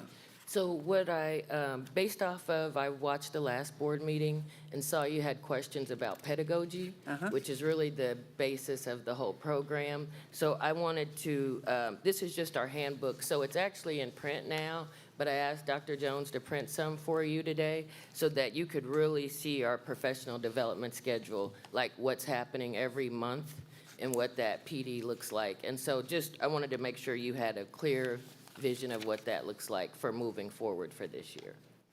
Okay, Because the thank end of the you. year report was a summary, so. Right, and there was nothing in Yeah. The annual report that specified the pedagogy. Yeah. And that is what appeared to be the core of your program. Let me just be fully honest with you. I cannot support us at this time because you're not in, I'll say you're not in Wyandotte County, or you're not in Kansas City, the district.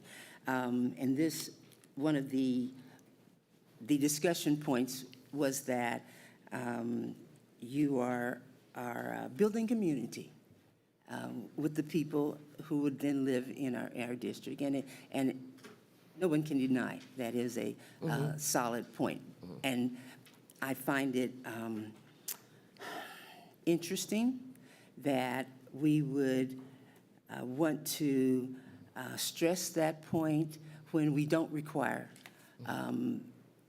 80% of our staff to live in the district. And so for me, it's a little, it's not balanced, because on one hand, we're saying, oh, this is very important for 3, and the other hand, for 2,000, we're not saying it's important. So there's a disconnect. I believe it is, it sets up 2 tiers, because the people that our HR people would recruit, the way it was challenged, I was challenged for my vote, and I'm calling it that, by saying, I said it was duplication. So we have HR people recruiting people, and the response to me was that, well, you provide housing and mentorship. And so my response was that other than housing, we have mentors, we have recruiters, so it's a duplication of services, in my opinion. And then I don't believe it is fair. It's not a balanced approach, So our recruiter gets candidate A, and you get candidate B, and candidate B is treated differently than candidate A. And so, do you understand what I'm saying? I understand what you're saying, and I think, just to give you some information on where the whole program comes from, right? So I used to be a teacher here in KCK, Yeah, I at understand Carruthers that. Elementary, and just saw that I'm in a school with predominantly Black children, but not predominantly Black teachers. So Correct. seeing that as an issue was one thing. I even went to recruit at universities for KCK when I was here. I also became a professor after I left KCK and sent teachers to KCK. So I've been very involved with the work that happens in the district, and we have mentors from the district. The one thing that I see as a big gap that hasn't been addressed at all in the Kansas City area is when we go to recruit, we may be at the same place with Dr. Jones, which we are, there together. The difference is a teacher from Grambling or Jackson State, and they'll tell you, they don't want to come to Kansas City. They don't know anyone. They don't know where they're going. So they're going to stay at home, which is, if you look at the data, most teachers stay close to where they're from. But we're able to bring them here and provide that family option, and our graduates stay in the school and they stay in Kansas City. So they've never been to Kansas City before until they get here with us. Once they get here, they're basically yours. So out of our last 10 graduates, all of them are still in their same school, serving their same community. They're not part of us anymore, but we use them as mentors or things like that. But our goal is to bring new talent to Kansas City. that we can get a lot easier than the recruitment. So I worked with HR as assistant superintendent, and I was over curriculum and professional development at KCPS for the last 8 years And when you before. say KCPS, Kansas, Missouri. Yeah, at KCPS for 8 years before I started Teachers Like Me. Part of it is what I had to pay in my budget for turnover was ridiculous. And so that's where this idea came from. If we can bring them and keep them. And so what we have is a benefit of being able to recruit them with some benefits. So we pay for their master's degrees. We pay for all of that because when they're finished with us, they now have experience. And because of our pedagogy, they're really good at what they do. And then they end up staying in the profession. And so my goal is, these people have gone to college to be teachers for 4 years. They get here and they leave in 2 or 3.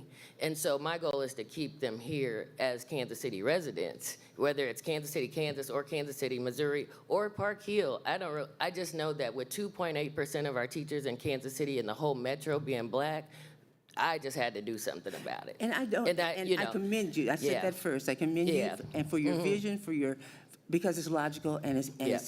it's factual. And I will say, we don't even see the teacher who's recruited by the district and our teachers, we don't even see a division between them because they're like, yes, we have someone who's sticking and staying in this building with us. So I think that's one of the things. It may seem unfair, but there just has to be another Well, maybe not option. unfair, but it's Yeah. not balanced. Yeah, I understand what you're And saying.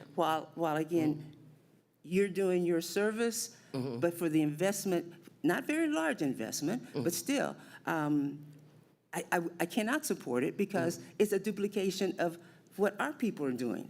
We got, if you look at our budget, there's like 5 or 6 pages of mentors. So we have mentors. I don't know what they look like. I know what I was told they look like, but Yep. mentorship should be mentorship. Yeah, and so I think, and we have 2 pedagogy levels. is learned. Yeah. Now, if we're not doing this job, okay, I get it. But I'm to say, why isn't our district doing this job?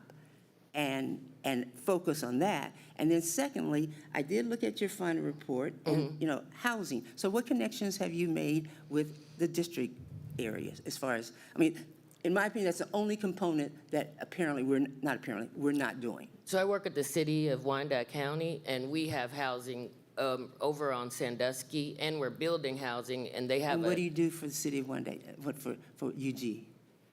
just meeting with them, and they Oh, offered you're us. just meeting with Yeah, them. so they've met with us, but we already have 2 houses here to put teachers in, 2 duplexes in KCK.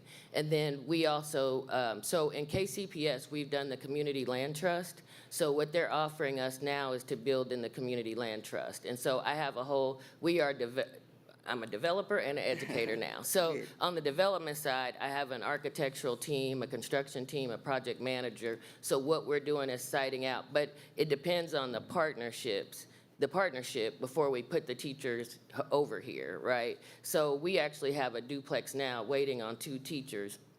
I will say, we have reserved 2 good ones for you if we pass, because one of them is special ed and elementary ed certified, and everyone wants her out of the partners. So that's one, but making sure she has a place to live that's close to her schools. Now, you own these properties on Sandusky? We're working with the city to own them now, but right now the city rents them out to us at an affordable rate. Thank you. Yeah, because we're gonna get the housing before we even start working with the, everything, just to make sure we have somewhere to place the teachers. It makes sense, but I'll let other people Okay. talk. I'll come back. But thank you for coming. Other questions? Ms. Brownlee-Page, then Ms. Russell. Okay, again, thank you for what you're doing. Thank you. And I'm not saying there's not a need, but I too have a problem. One, if we're gonna give them a place to stay, they're gonna get their masters. I still want the connection to guarantee that we at least get 3 to 5 years out of them. Something to say that we're paying this, we're getting something back for our dollar, that they're gonna be here a while. Because traditionally, most teachers, regardless of color, and the way, and I'm, just my opinion, most young people are out of here after 5 years. generally, because it just seems like we've been a training ground for other districts. Yeah. So I get what you're saying and what you're doing. But I just want to guarantee that they'll be here at least for 5 years. And I honestly, I can't guarantee that because we asked them to stay with us for 3.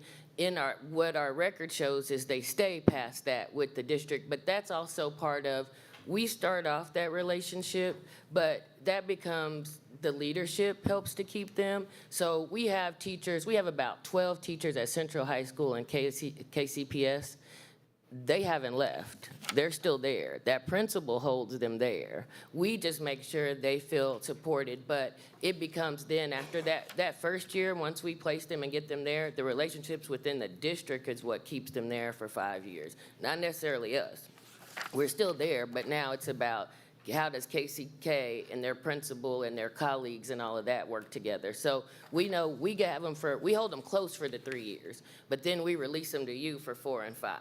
And so right now they're able to stay. They're still at Northeast High School. They're still everywhere that we put them in the original group. So this is only our 5th cohort. So our first cohort, we started off small. Our second cohort, we grew a little bigger. Our third cohort, just so I could make sure this was all done well. We have researchers and statisticians that pull out our data and look at that for us, just so that we can make sure this is good before we expand. And so you all will be probably our last partnership before we start moving into other states.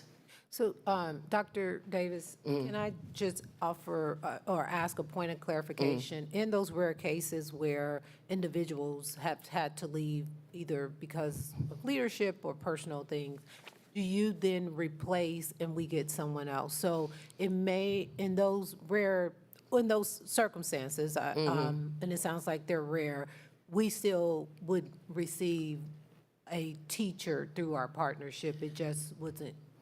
So our investment, we still will get the return on our investment. It may be a different individual, but we get it. And I will say this, the one thing that we've looked at in the first few cohorts is I wanted traditional teachers because they spent the 4 years, they're ready to come in. A lot of them still haven't passed their praxis, so we help them get that together and everything so that they're coming in fully certified. We did have some career changers that we brought in, and one thing that's where our turnover, that's where our retention rate has been impacted by career changers. But our ones that we bring in straight out of college, 100% retention rate. And so this group is coming from Jackson State. We got a big group coming from Grambling. We have a big group coming from Alabama A&M and Mizzou. We always pull a lot out of Mizzou. And we always pull some from Pittsburgh State, because that's where I used to teach.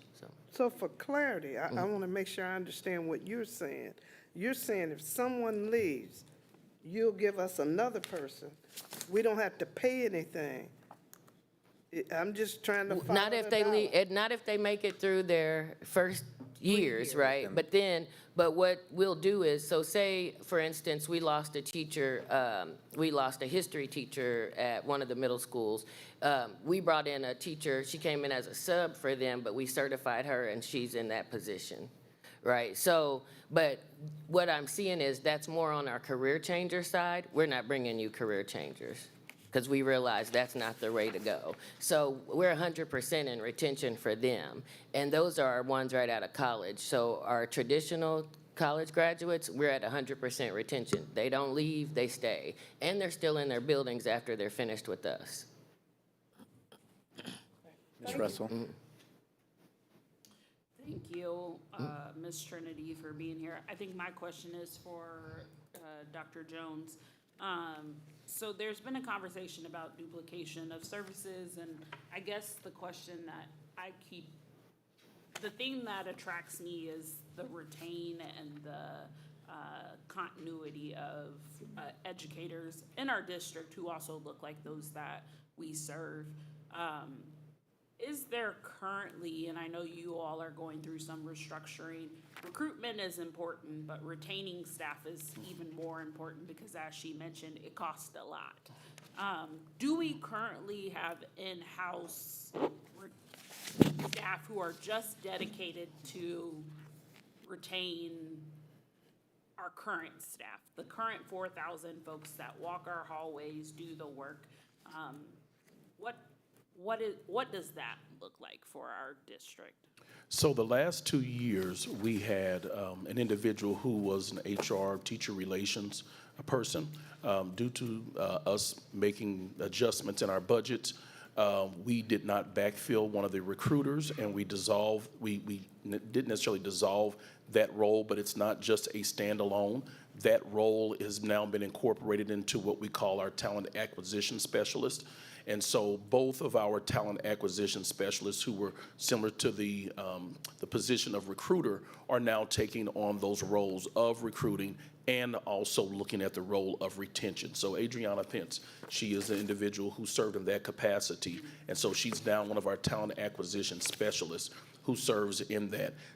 As you all mentioned, duplication of services. Yes, there are things that they do that we do as a district, but they're able to personalize it even more. And I think that all of us would say, especially in the educational realm, where we have scholars who need more because they desire that, they need it because of their situations. We're talking about, yes, we go on the recruiting trail, and we do see those individuals, but there are many of those individuals at those HBCUs who are unfamiliar with Kansas City. They're unfamiliar with Kansas City, Kansas. They're unfamiliar with the area because they don't have the relationship. And so for them to make those moves on their own is very difficult. We end up finding maybe a couple of individuals when we go to those fairs, because we're trying to bring and attract and build those relationships with those schools. But what we find when we see at those fairs, we see that table, Dr. Trinity Davis's table, lined up with scholars who are graduating because they have an opportunity. They want to relocate. Many of them want to get away from Pine Bluff or from wherever it is that they are, and they want to test that market, but the unfamiliarity of the space and where they're going is high. And so she eases that burden and eases that angst and concern, and individuals say, hey, I'll take that move, I'll take that risk. So the services that they offer is almost like that side-by-side coach. Yes, we do have instructional coaching that is available. The instructional coaches are only able to meet with those individuals because they have to spread out over the course of a building. This program provides more of a very intimate, so it's an additional set, which I believe contributes to the success and the retention of their work. So yeah, it may be that they're reminding. We also have within our own association, the NEA, they offer training to our teachers that are also somewhat duplication, but it is to reinforce and reiterate what we do so that we have better professionals who are hearing it from various different angles and not just from one angle. We want to make sure that they understand that these aspects of teaching are very important, and I believe that those are some of the things that they offer through their program. Awesome. Well, I Can I appreciate you interrupt sharing just a that. second? Go back one step. When you two are at a location, and our recruiters are at one table and their recruiters are another table, our recruiters are not able to sell our district? We sell the district, but there are instances where individuals who are not familiar with our city and may not have had that relationship with us, they are skeptical about making the move. It's not that we can't sell it. Okay, then stop, thank you. Then but if you're there new too, what? Well, because first there you go, there's black people in Kansas. We hear that every time. So I get that. yeah, so when they see our They table. can't answer that question? Yeah, I think so. And you can't answer that question? No, we can answer it. Yeah. And we let them know that there are, hence I'm here. Okay. Yeah. I think the point, Yeah. you know the point I know I'm what you're making. making. That And I will just. At the recruitment table, Yeah. you two are two strangers. So if you're bringing a warm impression and a welcoming approach for Kansas City, and you're not, then Well, there's a problem. That's not the case, because I'm gonna tell you what. That's how I I'm gonna interpret tell what you you what's said. at our table that's helping, is it's a graduate from Grambling, recruiting Grambling people. It's a graduate at Jackson State. They already know the people at our table. It's not just me. I'm not even there, matter of fact. I don't even do the Okay. trips. Okay. But there's other people there, but I'm using them to get them. Black teachers get black teachers. Okay, I got you. That's Excuse me for yeah. interrupting you. Yeah. But thank you. You're fine. To your question, Ms. Russell, is to that. One thing I learned when I was assistant superintendent for 8 years was schools can't do it alone. And it's a lot on a school district to ask them to get housing.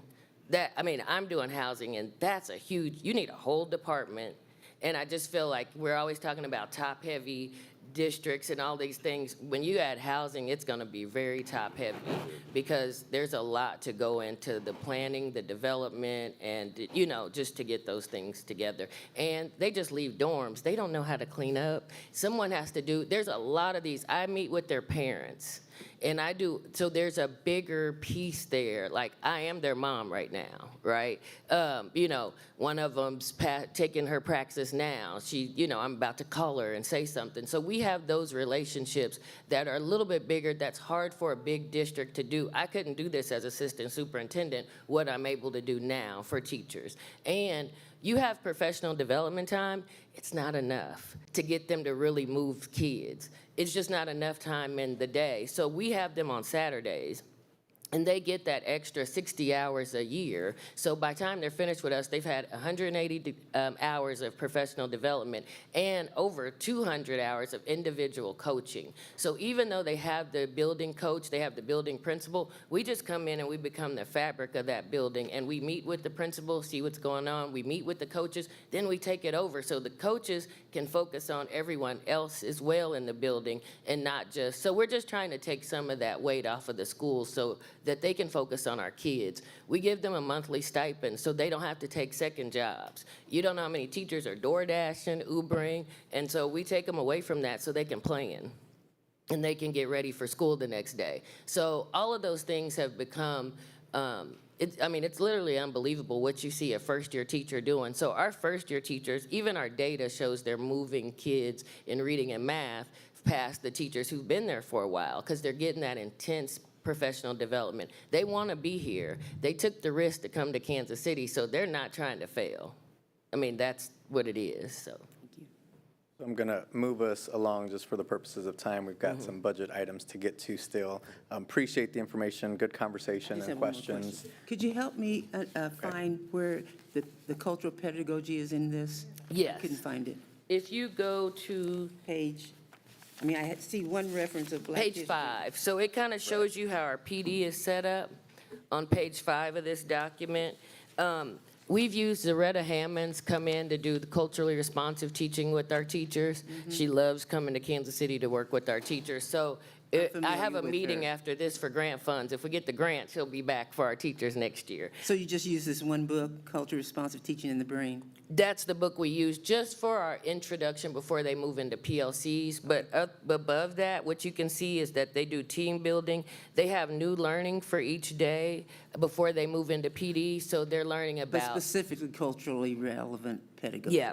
And then you can see on this page, the next page, you can see exactly what they're getting. Yeah. And as they move into that. But we're reading I did see culture. reference of Black history one time. Yeah. Thank you. Yeah. Okay, just want to make sure. Thank you. There's a motion on the floor. Was there a motion? Yes. The second already. Thank you. Thank you for the discussion. Thank you for being here and sharing. I do want to say, I think if Dr. Jones is selling Kansas City warmly and so is Miss Trinity, if she's offering me housing, I'm going to go with Miss Trinity usually. So that's one key difference there as well. So there's a motion and a second on the floor. Ms. Smith, roll call, please. Yolanda Clark.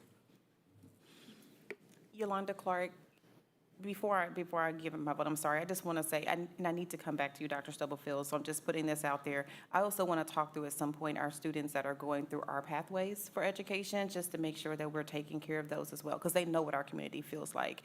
But I am able to support this, so my vote is yes. Randy Lopez. Randy Lopez, yes, thank you. Robert Marlin Jr. Marlin Jr., yes. Wanda Brownlee Page. Wanda Brownlee Page, I think your program is a good idea, but I'm going to vote no, because historically, most of the minority teachers in this district came from the South, and they came and they didn't get room and board. They came because they wanted to teach. Rachel Russell.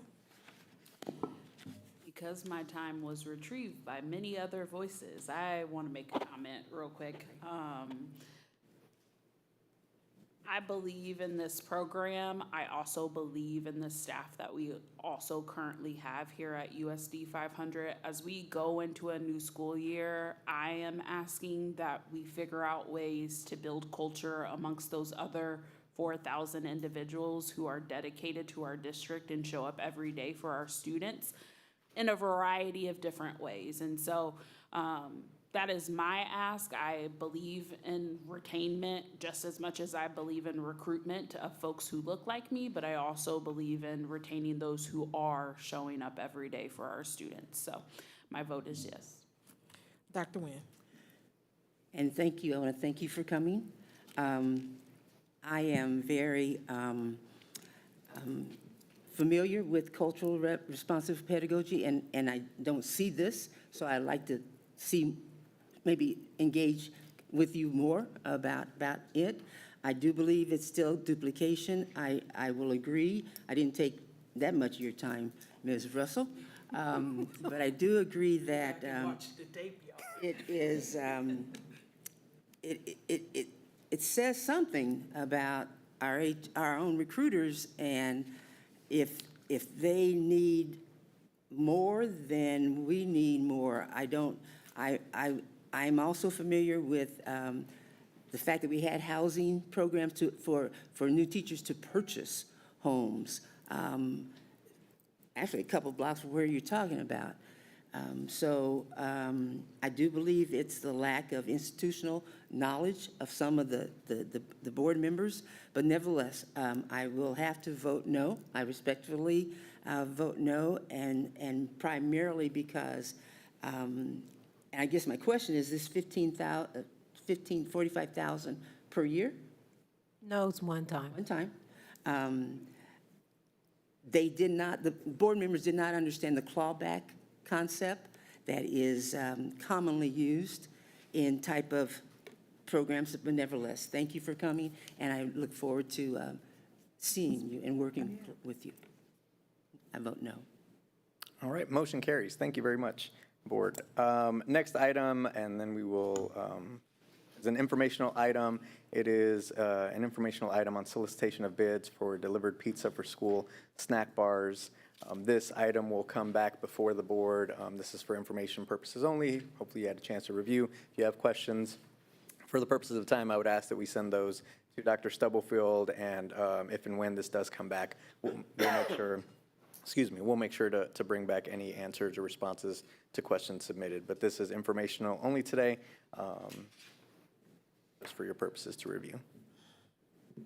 Okay, so next, board, I would ask for a motion to recess to executive session for the following exemptions to the Kansas Open Meetings Act, non-elected personnel to protect the privacy interests of an identifiable individual, and the attorney-client privilege to protect attorney-client privilege and public interest, include Dr. Stubblefield, Mr. Dank, Dr. Jones, for 10 minutes, going in at 11:07. So give you all a quick break. So moved. Second. Moved and seconded. Questions? Smith. Yolanda Clark. Yolanda Clark, yes. Randy Lopez. Randy Lopez, yes. Robert Marlin Jr. Marlin Jr., yes. Wanda Brownlee Page. Wanda Brownlee Page, yes. Rachel Russell. Rachel Russell, yes. Dr. Nguyen. Dr. Nguyen, yes. Thank you. Thank you.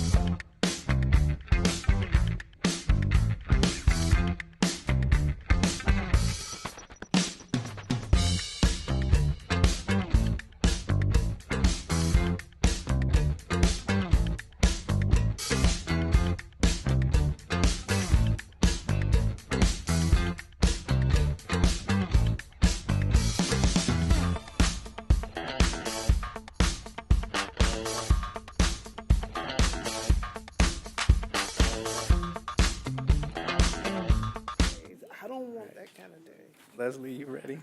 Okay.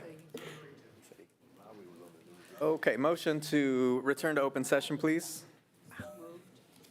Second. Moved and seconded. Questions? Ms. Smith? Yolanda Clark, Yolanda Clark, yes. Randy Lopez. Randy, yes. Robert Marlin Jr., Allen Jr., yes. Wanda Brownlee Page, Wanda Bradley Page, yes. Rachel Russell, Rachel Russell, yes. Dr. Nguyen. Dr. Nguyen, yes. Thank you. Thank you. Okay, board, we're going to switch something just slightly. We're going to do item B instead of jumping right into the budget considerations for each department, just because I know some folks may have to leave. Yes, the county notice, the presentation and the county notice of revenue neutral intent. I know some folks have to leave, so I want to make sure that we have sufficient time to answer questions, have conversation. I believe Mr. Isnard, there is a presentation in Diligent that hopefully you had a chance to review. I believe Mr. Isnard is going to share some of the changes that were made since the last time we saw this PowerPoint presentation, and then we'll open for discussion from the board. Anything else to add, Dr. Stubblefield? No. Okay. Give it a moment for them to get it pulled up here.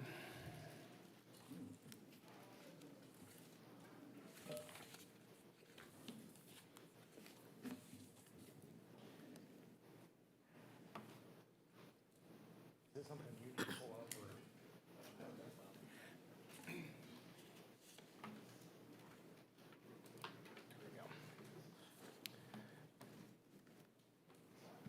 All right. There we are. Good morning, board. Appreciate the time to give you a few updates as we continue to move through this budget cycle. We get more and more information to go on, so sharing a few updates with you today. You've seen this presentation several times, so we try to keep it consistent throughout, but I will highlight just a few changes that we've updated a little bit later on in the presentation. So I'm going to skip past the recap of the board priorities. I think you are all familiar with those. Those generated from the surveys and data directly from the board and what you asked us to focus on as we began this process of putting together a budget recommendation for you.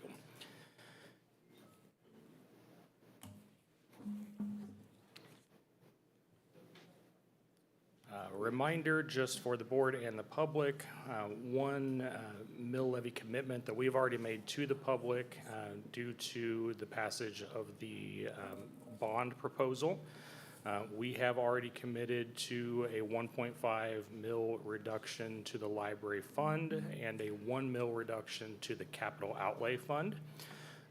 That's important to remember, just because as we talk about any possible other mill levy reductions, we would likely be looking at making those from the supplemental general fund, which does have some implications as far as state matching aid on those local tax collections. A reminder that we do have approximately $6 million in additional funding we're expecting amount. So our 25-26 base per pupil amount we are expecting is $5,611 per FTE. And then we have shared with you several times the funding items already committed. These are largely items that are either out of the district's control, so things that we need to do, either for some sort of a liability that we need to protect ourselves from, or new things that came up that we can't really get around. So we put these up there for you at the beginning of this process so that we could show that unfortunately a lot of the state funding, or actually more than the anticipated new state funding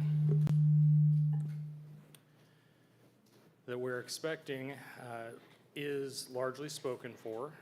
Can you pause and can you highlight the items that you changed since the last time? I'm not able to find the PowerPoint presentation, and so I did not review this before, but like, for instance, I see that you've added the sped set aside. Is it the bottom items that you just added? I'm sorry. Brad, do you want me to speak to that, or do you know? I think those additions, if there was any added to this slide, were actually Tracy. I don't know if she's on Yeah. Zoom, but Tracy, are you on the Zoom? I mean, on Google Meets? Hello, yes, I am. Yeah, the only ones we added was the disproportionality set aside for SPED. And then I believe we did also update the mentor teacher state reimbursement that was eliminated by the state. What? The mentor teachers was on a previous document, because there have been several iterations, but those would be the two new ones, the 900,000 that we have to set aside for this disproportionality with SPED. In case people are not tracking that, that was because of the over suspension of Black students by 10 or more days. We still don't know which district. We're still waiting to hear that. And then the mentoring, I believe it was on a previous ones, but it sounds like Tracy said those were the two that would have been the newest additions to funding that is already committed, based off of grants and things that we have to match or things that were. Did we keep the program at JUCO that most of our kids are in for the science and medical profession program? Which program? The Saturday Academy? Yeah, the Saturday. Yeah, Saturday Academy, yes. And actually, I think that's outside, whatever we do in kind and that kind of thing, but we continue the Saturday Academy. Oh, okay, I just didn't see it there, I didn't No, know. because it's already in our budget, so if it's not new or it doesn't cost more money, it's already built into the budget. Thank you. Thank you, sorry to. no, you're fine. And the mentor teacher state reimbursement being eliminated by the state, just in case you're not familiar with that or missed it as we've presented before, that was just a budget line item that used to be in the state budget. They've removed that for this year. And unfortunately, though, that's already built into our contract negotiated agreement with our teachers. So those are the stipends that they receive for performing those mentor duties for our new teachers. So that's something that we will need to continue to budget for, whether we get that funding or not. Leslie, while he's paused there, would you, Ms. Smith, will you please make sure you email this PowerPoint to the full board? I know it was there, I thought it was on there yesterday, but I can't find it on Diligent now. So just make sure you can send it out to the full board. It can be after the meeting is fine too, but that way we have it so folks can take a look at it. Sorry. We're working through Learning Diligent, so there's been maybe a few hiccups there. Apologize for that, but we did send a few updates to this last second, so hopefully we'll have that on there for you. If it's not already, it should have been this morning, at least the most recent copy of this. District position reductions that are already completed, we've added an update to that slide here for you. So one executive director of middle schools, and for any detail on this, I'll defer to Dr. Stubblefield for specific positions, but I'll just list these off. Assistant director of elementary curriculum and instruction, 2 district coordinator positions, 10 instructional coaches, 1 recruiter position in the HR department, which Dr. Jones spoke to a little bit about, basically combining 2 positions into 1. 2 college and career facilitators at the schools. That is actually now 1. So small update to that slide. There was a bit of a misunderstanding between the curriculum and instruction department and myself. So that's an update we'll make sure is reflected on future slides of this. But 1 facilitator reduction from the current 4 that we have to 3. And that was 1 employee in that position is not returning. So we're choosing not to fill that position. Because you went there, I want to ask a question here. So in the other document, it says there were the elimination of 5 to get to the 3.23. You just said there were 4, and now there are 3. Are these the building level folks who support Diploma Plus? Yeah. So I guess I'm struggling with the rationale. So it's the reason it was 1 to 5. So when we looked at the structure and like duplication, as those individuals in those positions are leaving, we're not backfilling them. So we're not displacing anyone. So over the course of a year, it would be that though that position wouldn't exist anymore, because when they looked at the structure, and if Dr. Wright or Dr. Fernandez Flores is here, they can, we have the college and career coordinators, we have college and career counselors. And then we have the college and career facilitators. So there is lots of duplication, and this particular position turns over a lot.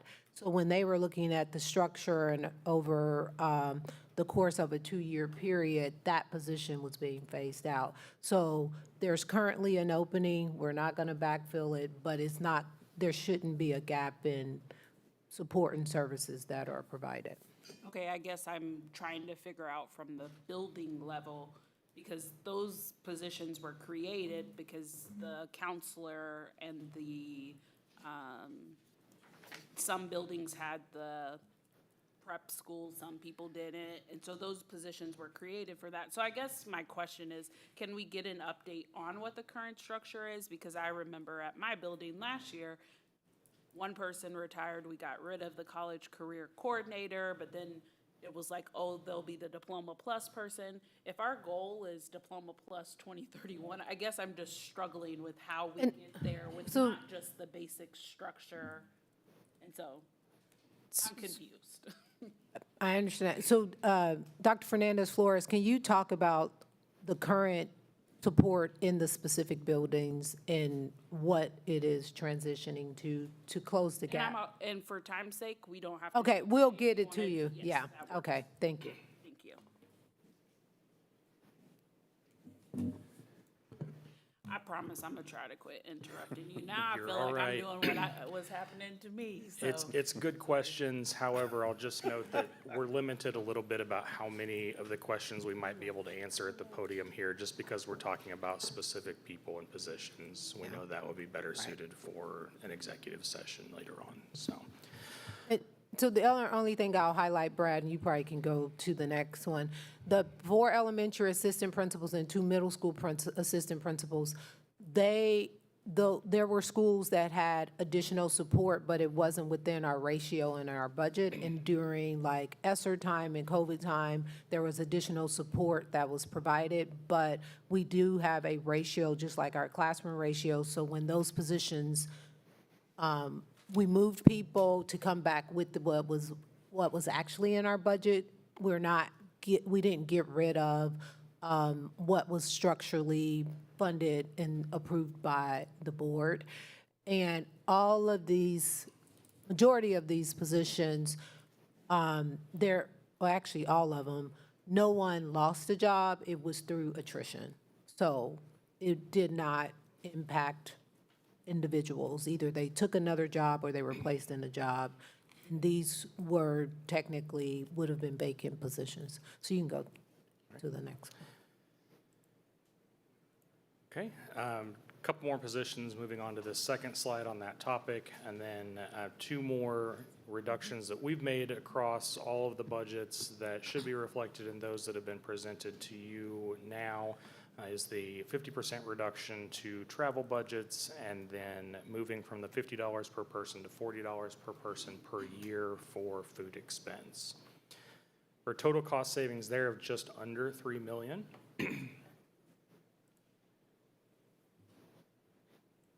So again, a reminder for the public, for the board, the reduction of $1 million, if we take that from the supplemental general fund, or LOB as it's commonly called, has $1 million, approximately a $1.3 million reduction to the local taxpayers' expense.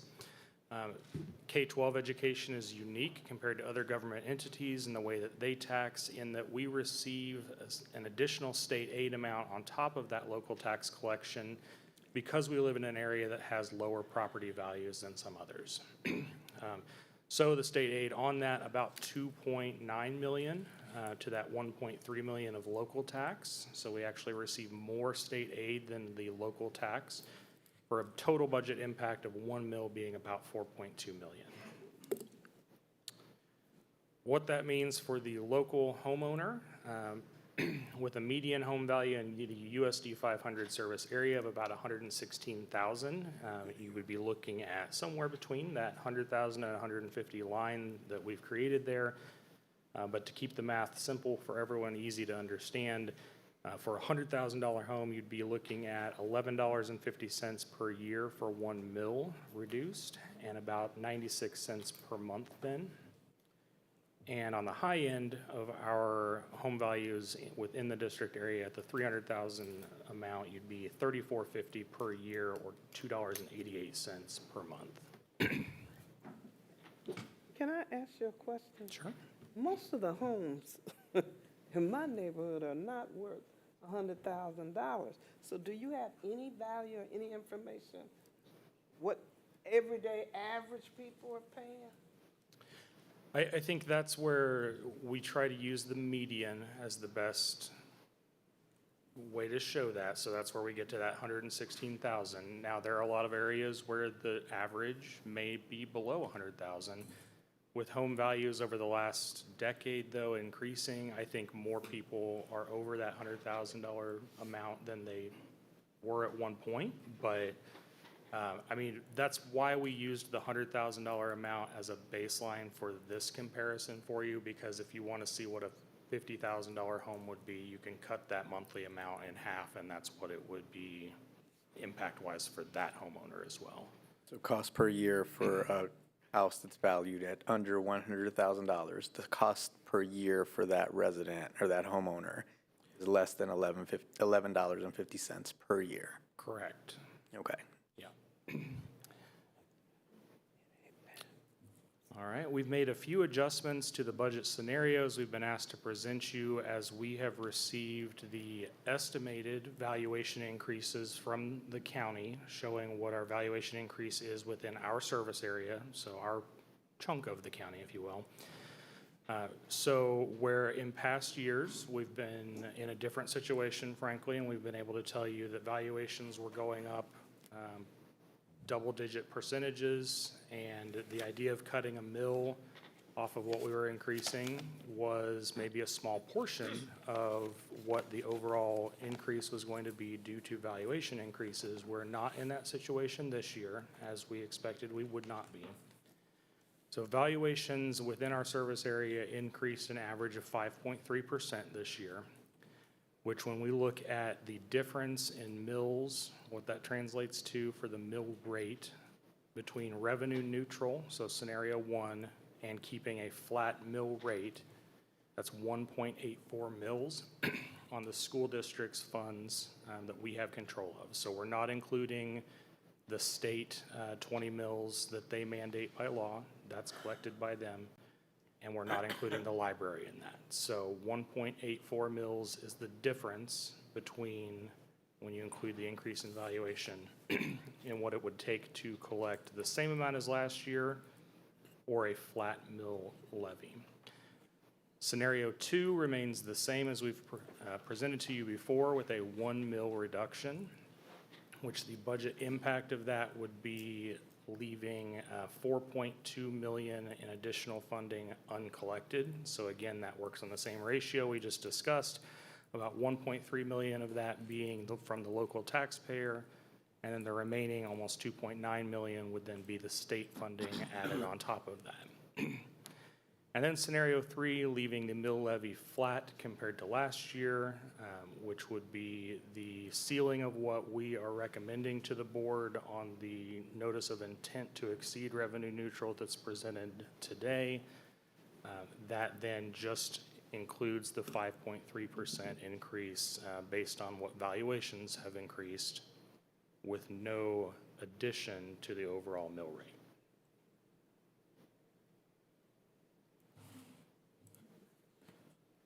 Updates to the budget timeline for you. So June 24th, here we are today. We are asking you to vote on the notice to exceed revenue neutral. So the form that's uploaded onto Diligent shows you the mill rate, again, keeping that flat to last year that we're proposing.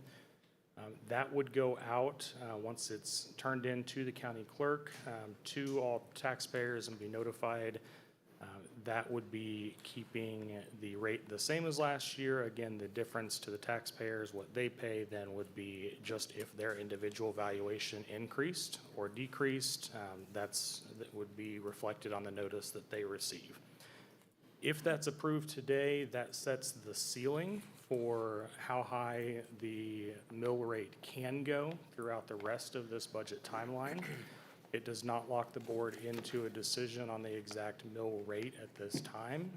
Throughout the rest of this process, you can still go lower. We just would not be able to go higher than that amount. So we're giving that ceiling to the public at this point. The next date that we would meet, July 20th, is just when we need to notify the county clerk of the new tax rate of exceeding. August 26th was when we would publish the notice to exceed revenue neutral current with the budget publication in the newspaper. And then around September 9th, we would hold the hearings to exceed revenue neutral and the budget hearing. Usually we have both hearings back to back in one meeting. And then by September 20th, we submit the district budget to the Kansas State Department of Education, and then by October 1 to the county clerk. So truly finalizing that state budget document that we'll work on later. So while we have until the end of September to truly finalize this process, if we vote to exceed revenue neutral, or if the board votes to exceed revenue neutral, excuse me, the timeline is a little bit, or has been in the past, shorter if we did not exceed. That's one change that the state has made to the law for this year. We have the same timeline now, whether the board votes to exceed or not. So with that, I'll take any questions on the changes that we've made to the presentation.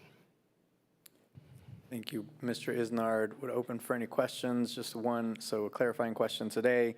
We're asking the board to vote on the notice of intent to exceed revenue neutral. It doesn't lock us into the max, but it allows for that time, which you had on the screen a minute ago, for us to continue to have conversations. We could always go back, come back and say we want to reduce or buy a mill or whatever that might be. But this allows us that time. If we vote no, then that timeline gets shortened quite a bit and we'll have to make several reductions in budget. So that's the part that's a little bit different for this year. So our timeline overall would not shorten if the board votes not to exceed. Our options for things around funding and where we need to go with the budget as far as looking at other reductions would become very important very quickly if we don't exceed. But we would not ask the board to finalize and vote to approve your overall state budget document until the September 9th meeting after those hearings. So we do have some time to continue to go through questions that you have about department or school budgets. As we continue to work through that process, nothing is set in stone is the main point until it's officially approved on September 9th. Thank you. Other questions from the board? So September 9th is September 9th, no matter what we do. That's the date that we're proposing for the board based on your meeting calendar that you would approve that state budget document that, and Our when we're budget. proposing to have those hearings. Right. Correct. Thank you. Other questions for Mr. Isnard? Not board, I would recommend, or there's a recommendation that the Board of Education approve the notice to intent to exceed revenue neutral rate for 2025-2026 fiscal year. That's submitted by Ms. Kaiser, Mr. Lilly, and Dr. Stubblefield. Second. Moved and seconded. Are there questions or discussion? I got some discussion. Yes, Dr. Nguyen. Could you put your slide up about the impact, the cost of that one? Okay. And I find it interesting, but just to say, my neighborhood association has about 6 vacant lots. And so the document I am referencing is the notice of property tax increase. And we must remember from the USD 500, there are 3 assessments on people's taxes. And so while that says for a $100,000 house costs Okay, what does that say? That's just cost per one meal. That doesn't tell you what the cost of your assessment is, does it?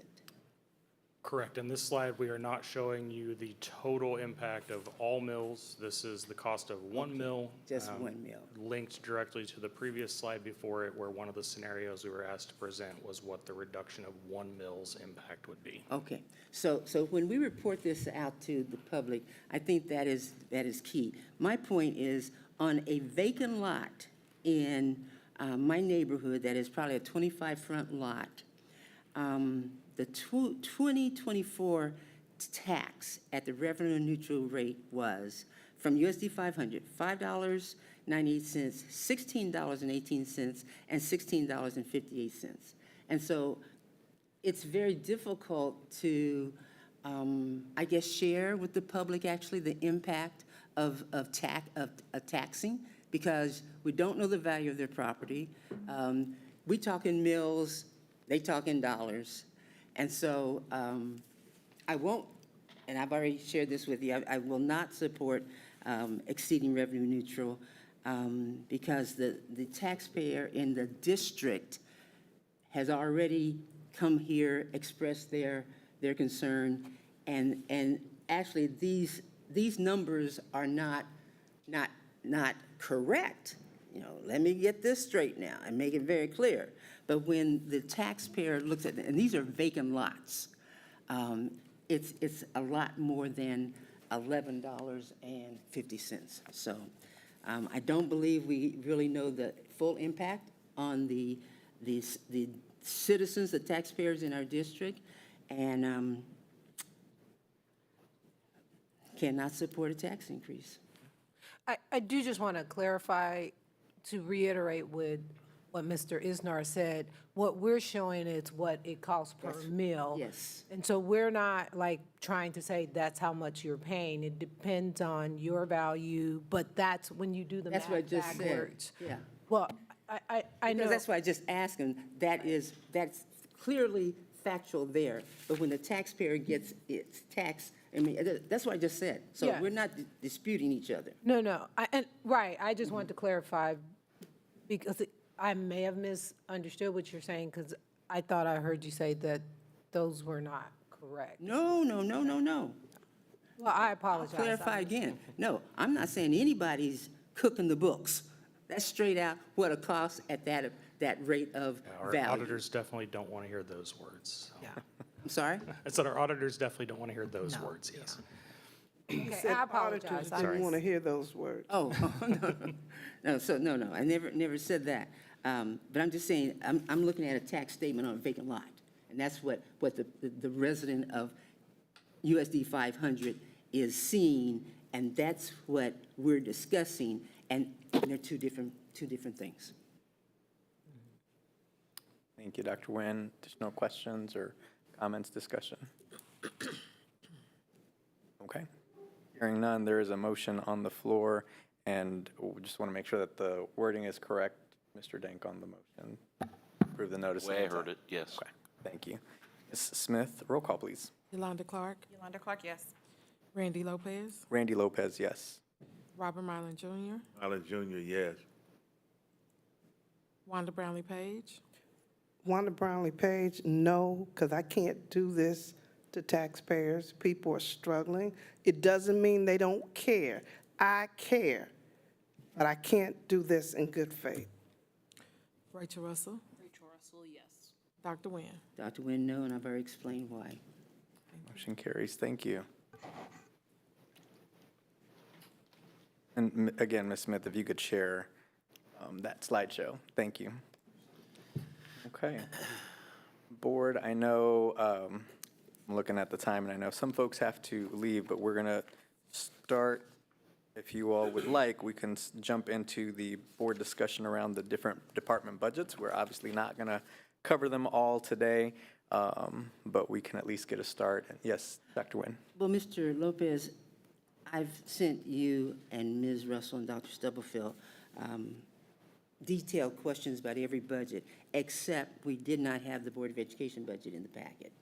And so consistent with the I guess, directive from administration and also the spirit of concern of expenses, I'd like to start with, and I can make a motion at the appropriate time for the Board of Education to reduce its travel by 50% and its meal allocation from 50 to 40 as other departments have, and that have us consider attending one convention per year instead of two, which then would reduce the membership in some of these of our associations, as well as attending a conference we can attend as a guest and not a full membership.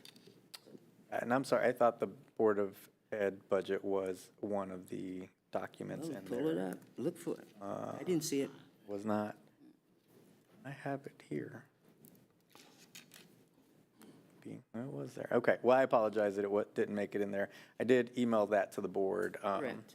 a while ago, so hopefully you had a Mr. chance to Lopez. review that. I don't mean any harm. Now, I thought this meeting was supposed to go from 9 to 12. And we have a tendency to put too much stuff on the agenda, and no way possible, realistically, are we gonna get all this done today. I'd like to know what actual time, because I made a commitment to do something else, because I went on the 9/12. What exact time are we supposed to be through with this? When you say, let's start, well, when do we end? And once again, we put too much on, knowing realistically, that's not gonna work. So what's the time span before we start? Sure, and I believe we do have a couple of board members a few board members who have to leave and be somewhere by 1. So I would suggest that by 12:30 we end, and then we can pick up after that at a later date. I know 30 minutes is not sufficient time to go through everything, so we can certainly table the department budgets. I believe some folks have already sent in questions, as Dr. Nguyen has alluded. I think folks, if you want to have additional time, continue reviewing the budgets, submit questions, and we can set up a later date for just the budgets. I think there's a lot in there, so that might give folks some additional time to review the budgets instead of trying to go for 30 minutes and then stopping. But it's whatever the will of the board is. If you all would like to start, we can. If we want to hold off for a later date, certainly can do that. Personally, I'd like a later date, and then we need to know that there's nothing else on the agenda, because it's not being realistic. To have all that, and I'm not saying the other stuff wasn't important, but let's be realistic about our time. Now, I don't work, but I know other people do, but I do other stuff. And when I set my calendar, you tell me 12, I'm here. I know things run over, but no way we're gonna get this done, so why even start? Sure. So what I would suggest then is why don't we hold off on the department budgets, give folks some additional time, submit questions. I know Dr. Stubblefield and team have some questions already that they received. They're working on responses. That'll give them a little bit more time to respond to the full board with the questions they received. And then we can look for a date, again, during the day. I think that works better for the budget, where we would just have the budget. That time now in the 7 minutes that we got before agree the with that. 12, and then finish the rest of the agenda. My only other question that I guess is the impact of any budgetary changes thereafter July 1. If we don't have that meeting before July 1, I just want to make sure I understand. People just operate off of that budget until they're told different. I just want That to is be- correct. Okay. I mean, that's honestly what we do. There are some contracts that you've already approved that are in effect for next year. I feel like I ask this question Yeah. every year, but I just want to make sure. The other component is once we pass that date in May, those individuals who are on certified contracts that are covered by the state regs are all guarantee contracts. So, which to everybody's point, I do think we get to this point every year, but which is why when I was like, hey, certain decisions need to be made by March and this and that, so So I agree, I think we should find a date. I will say that when we identified this date to bring back the department budgets, what we said, there were no board reports, like longer reports on there. The standard items, because this is a regular meeting of the bill payments and those kind of things, that this would have been the only place to have them. If you do a meeting outside of your regular meeting, you can just say it's just budgets, and we wouldn't add anything on there. The only thing we typically would add is possibly a HR report this time to hire people. So if you want a date. Can I suggest July 10th? Well, do we have an agenda for Monday's meeting? So should we Yes. we do? Yes. Okay. Okay. Well, never mind. So there's a lot on the agenda on the 30th? We couldn't So- start with that? Yeah. Unless you're going to go later or start earlier. And this is based off of all of the things that people have said, add this to that meeting, add this to that meeting. Okay. And so That it makes has sense. resulted in July a very July 9th? long. Gotcha. I'm out of town. Gotcha. And what day did you say? I'm sorry. That's not going to work after all.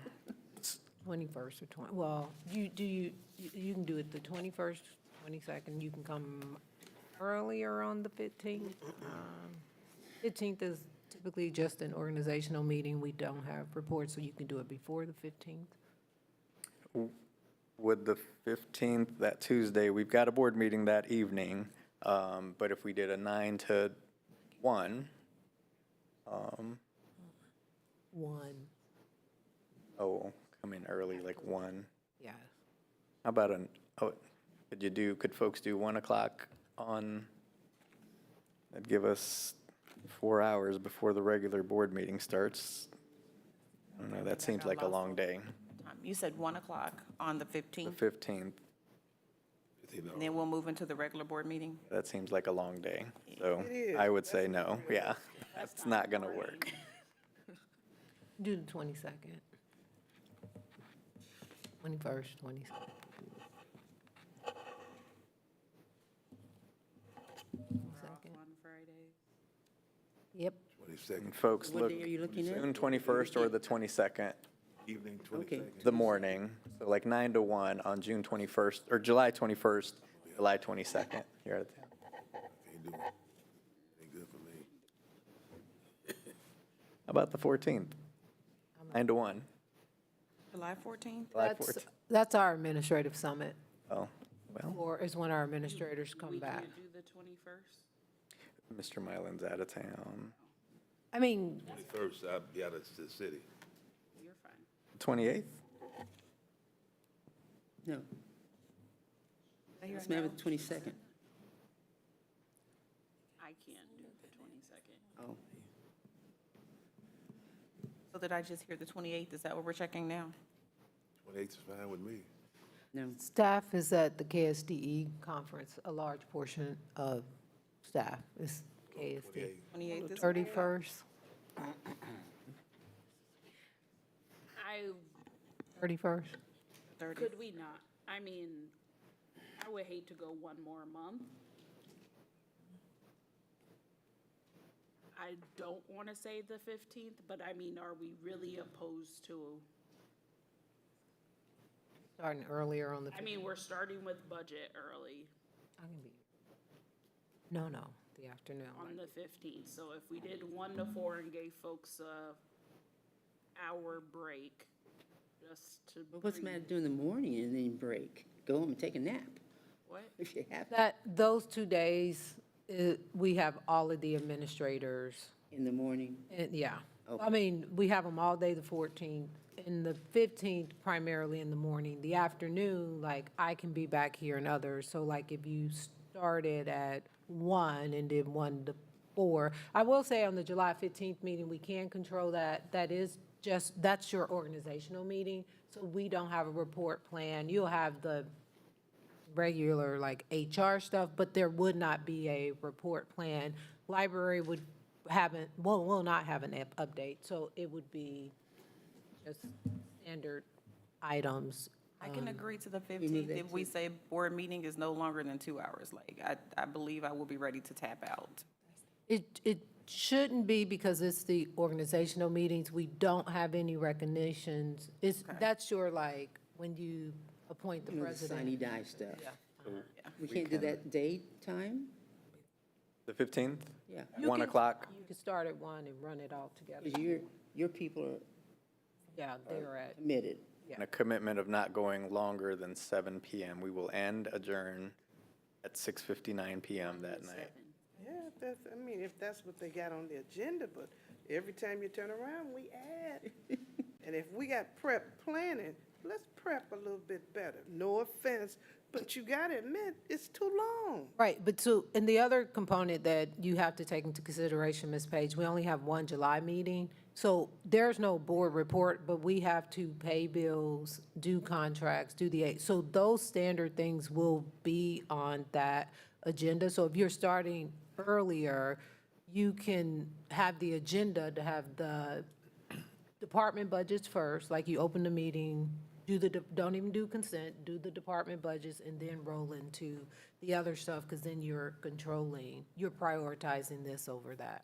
Yeah, and I just want to reiterate, and I said this before, that our meetings oftentimes don't go long because of the staff. They go long because of the questions that we as board members ask or don't ask. And I'm not saying that Exactly. people didn't submit questions or that people's questions weren't valid, but I just want to make sure that we're taking ownership, because I know I talk in these meetings when I don't get my questions answered, then I got questions based on the questions, how they was answered.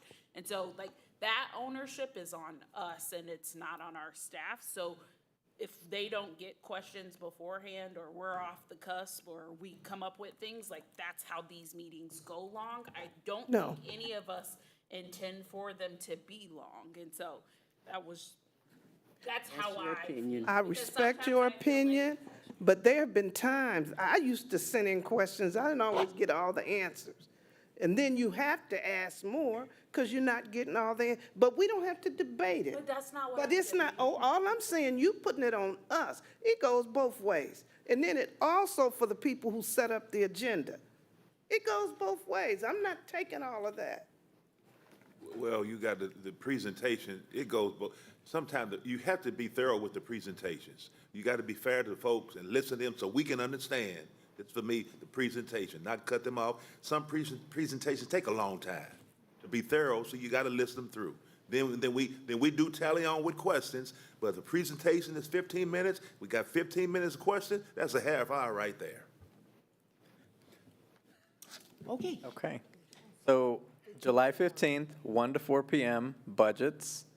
A quick break, 5 PM we'll start reorg meeting, end by 6:59.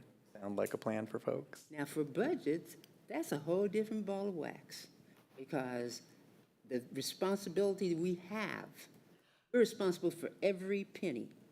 So I already submitted my first draft of 40,000 questions. I'm not arguing And I'm about not saying- people asking questions. No, What I'm well, you saying can't is, control that, so it's your we opinion, can't we control appreciate it. you. Now, their presentations are not 30 minutes long. Our questions are 30 minutes long, and sometimes could be 2 asked. hours. So, Their presentations are lengthy, you got to hear them. So you have to ask questions. Can you go, move on? Okay, yes. So we're agreed. Level 3 already. Yes. All right, so we're going to continue on, and where we're did we finalize? I'm sorry. 1, 1 to starting at 4 1, on the don't go 15th. past 7. and Ms. end at Clark, can you send 6:59. the calendar invite for that special Ms. Smith. meeting? I mean, Ms. Will, Smith, she I'm will. so sorry. She'll take care of it. Okay.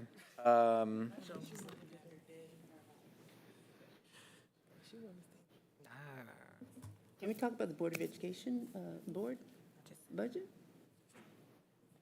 Sure, we certainly can. I I know. mean, anytime you want to get rid, put it on there, just put it on your agenda, I don't care, Okay. it's your decision where we start, When so. did we decide to have this, discuss this? Meeting is July 15th from 1 to 7.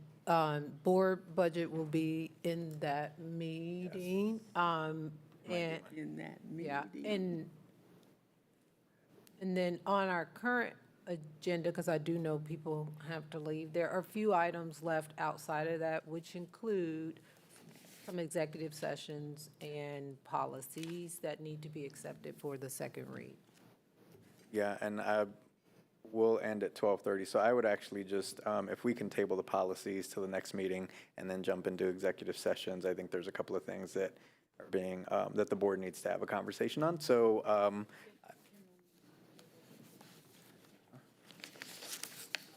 Unless there were questions. Want them today? 15. Okay. We can't hear you. Sorry, I was trying not to. There's a request to move forward with the policies. I don't know that there are a ton of questions on the policies. If we can get through those quickly and then jump into exec session, that's fine with me. So we'll jump right into the policies. The first policy is Cell phone policy. to accept for second read compliance officer proposed student cell phone policy. So moved. Second. Moved and seconded. Are any questions or concerns? Ms. Smith?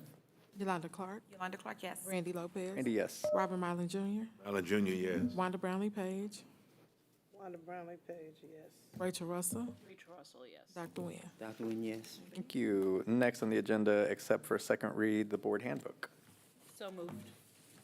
Second. Moved and seconded. Questions? I was a little concerned about, and it's related to something else, but in one of our policies, one of our retreats, we talked about the public, the response to public, and there's an inconsistency there. We never addressed that. In the Saying? policy BCBI or in the That's- handbook that there's a handbook. discrepancy? Okay. I mean, I don't have the language because we really don't want to take time right now on that, but, This I mean, is I will- actually on your agenda for Yeah. Monday. Yeah. okay. Okay. We'll take a look at that language, and it will be on Monday. Yeah. Okay. Additional questions on this item? Okay. So are we accepting the second read? That's the motion on the floor. I think we can look at that language. I don't know what specific language it is, Dr. Nguyen, do you remember what language it was She specifically? already said it's on the agenda. The third read is on your agenda for Monday. Oh, the third read, Yes. okay. I'm talking about the public response, one of our policies says we can respond. The other policy, as you deliver to the public, is that there will be no response. Right. There's inconsistency there. So, Mr. Denk, if you could have you or Mr. Goheen take a look at that to make sure that there's consistency in that language. And I'm sorry, I brought this up already. The policy that is currently on, we updated if the board remembers, we updated the policy around Spanish-speaking constituents. That policy is not reflected in our current policy, so I don't know where the most updated copy version of that policy is. And so as they're checking that part out, we'll need to cross-reference to make sure that that portion got carried over in the updated policy. It did. I think it did. Some of the policies just in board docs was not the last version that was adopted. But they can get with Ms. Smith and Mr. McLaughlin to see where they were on Okay. updating those. Okay. Thank you for both of those. Any additional comments? Not. There's a motion to accept for second read the handbook, contingent on looking at those consistency in the policy. We'll review this again on Monday's meeting. Ms. Smith, roll call. Yolanda Clark, Yolanda Clark, yes. Randy Lopez, Randy, yes. Robert Marlin Jr., Allen Jr., yes. Wanda Brownlee Page, Wanda Brownlee Page, yes. Rachel Russell, Rachel Russell, yes. Dr. Nguyen. Dr. Nguyen, yes. Thank you, board. Next on the agenda is to accept for a second read the 2025-2026 Student Code of Conduct. I just want. Go ahead.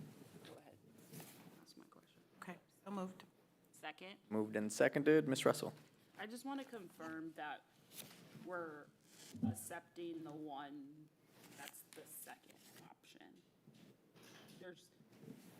The Right. difference is just the cell phone part, I think, in the second option, but I just wanted to confirm that that's, The one with the recommendations. yep, it says word recommendations. Okay. Thank you. Ms. Smith, you were noting that, right? It is that, Does- the policy with, the code of conduct with the recommendations. Okay. Okay. Any additional questions? All right, Ms. Smith. Yolanda Clark, Yolanda Clark, yes. Randy Lopez. Randy, yes. Robert Marlin Jr., Allen Jr., yes. Wanda Brownlee Page, Wanda Brownlee Page, yes. Rachel Russell, Rachel Russell, yes. Dr. Nguyen. Dr. Nguyen, yes. Thank you, board. Okay, Dr. Stubblefield, is there anything you want to share? You can tweet it or Instagram. No, I'll forego my communications due to time. As will I. Board, if you're okay with that, we'll jump right to executive session. Would entertain a motion to recess to executive session to discuss teacher negotiations pursuant with the exception for employer-employee negotiations under COMA for, or 5 minutes to include Dr. Stubblefield, Mr. Denk, and Dr. Jones. So moved. Second. Seconded, Ms. Smith. Yolanda Clark, Yolanda Clark, yes. Randy Lopez. Randy, yes. Robert Marlin Jr., Allen Jr., yes. Wanda Brownlee Page, Wanda Brownlee Page, yes. Rachel Russell, Rachel Russell, yes. Dr. Nguyen. Dr. Nguyen, yes. Thank you.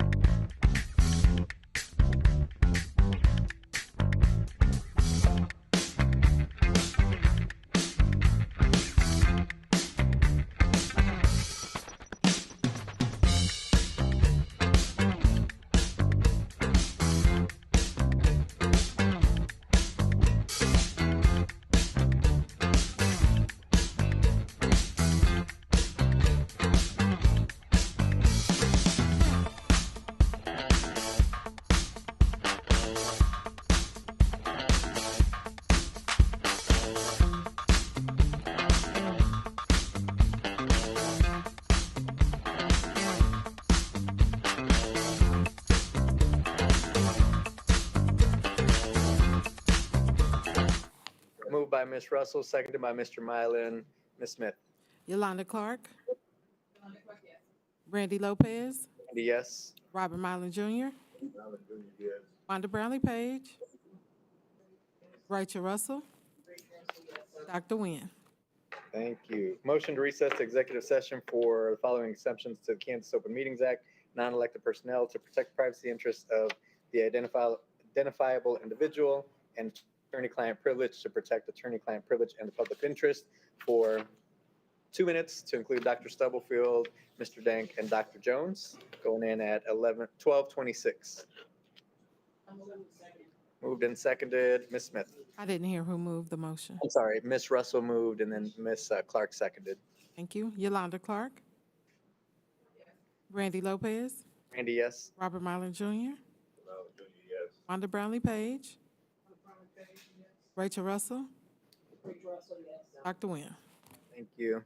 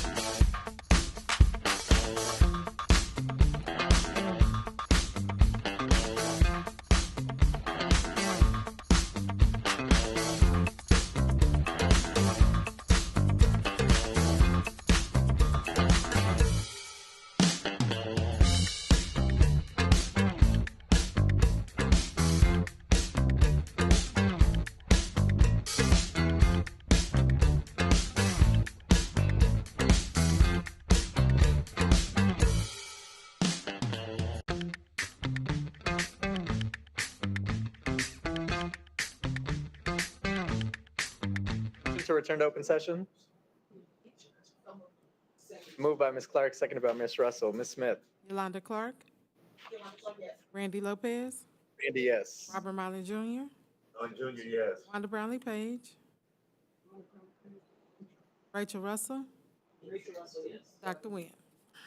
Thank you. Motion to recess to executive session for the following exemption to the Kansas Open Meetings Act, non-elected personnel to protect the privacy interests of an identifiable individual and attorney-client privilege to protect attorney-client privilege and the public interest for 2 minutes, going in at 12:29, to include Mr. Dank and Dr. Jones. Yes. Moved by Ms. Russell, seconded by Ms. Page. Ms. Smith? Yolanda Clark. Randy Lopez. Randy, yes. Robert Mylan Jr. Junior, yes. Wanda Brownlee Page. Rachel Russell. Dr. Nguyen. Thank you.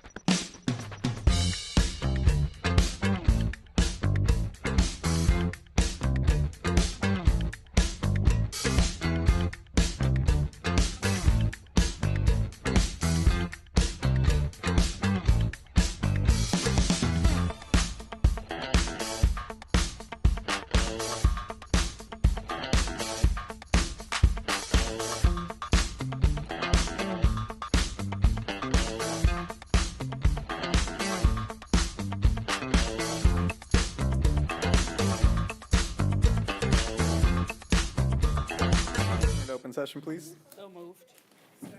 Moved and seconded, Ms. Smith? Yolanda Clark, Randy Lopez, Randy, yes. Robert Marlin Jr., Miley Jr., yes. Wanda Brownlee Page, Rachel Russell, Rachel Russell, yes. Dr. Nguyen. Dr. Nguyen, yes. Thank you. Thank you. All right, thank you, everybody. Sorry we went a bit over time. Have a great afternoon. This meeting is adjourned. See you Monday.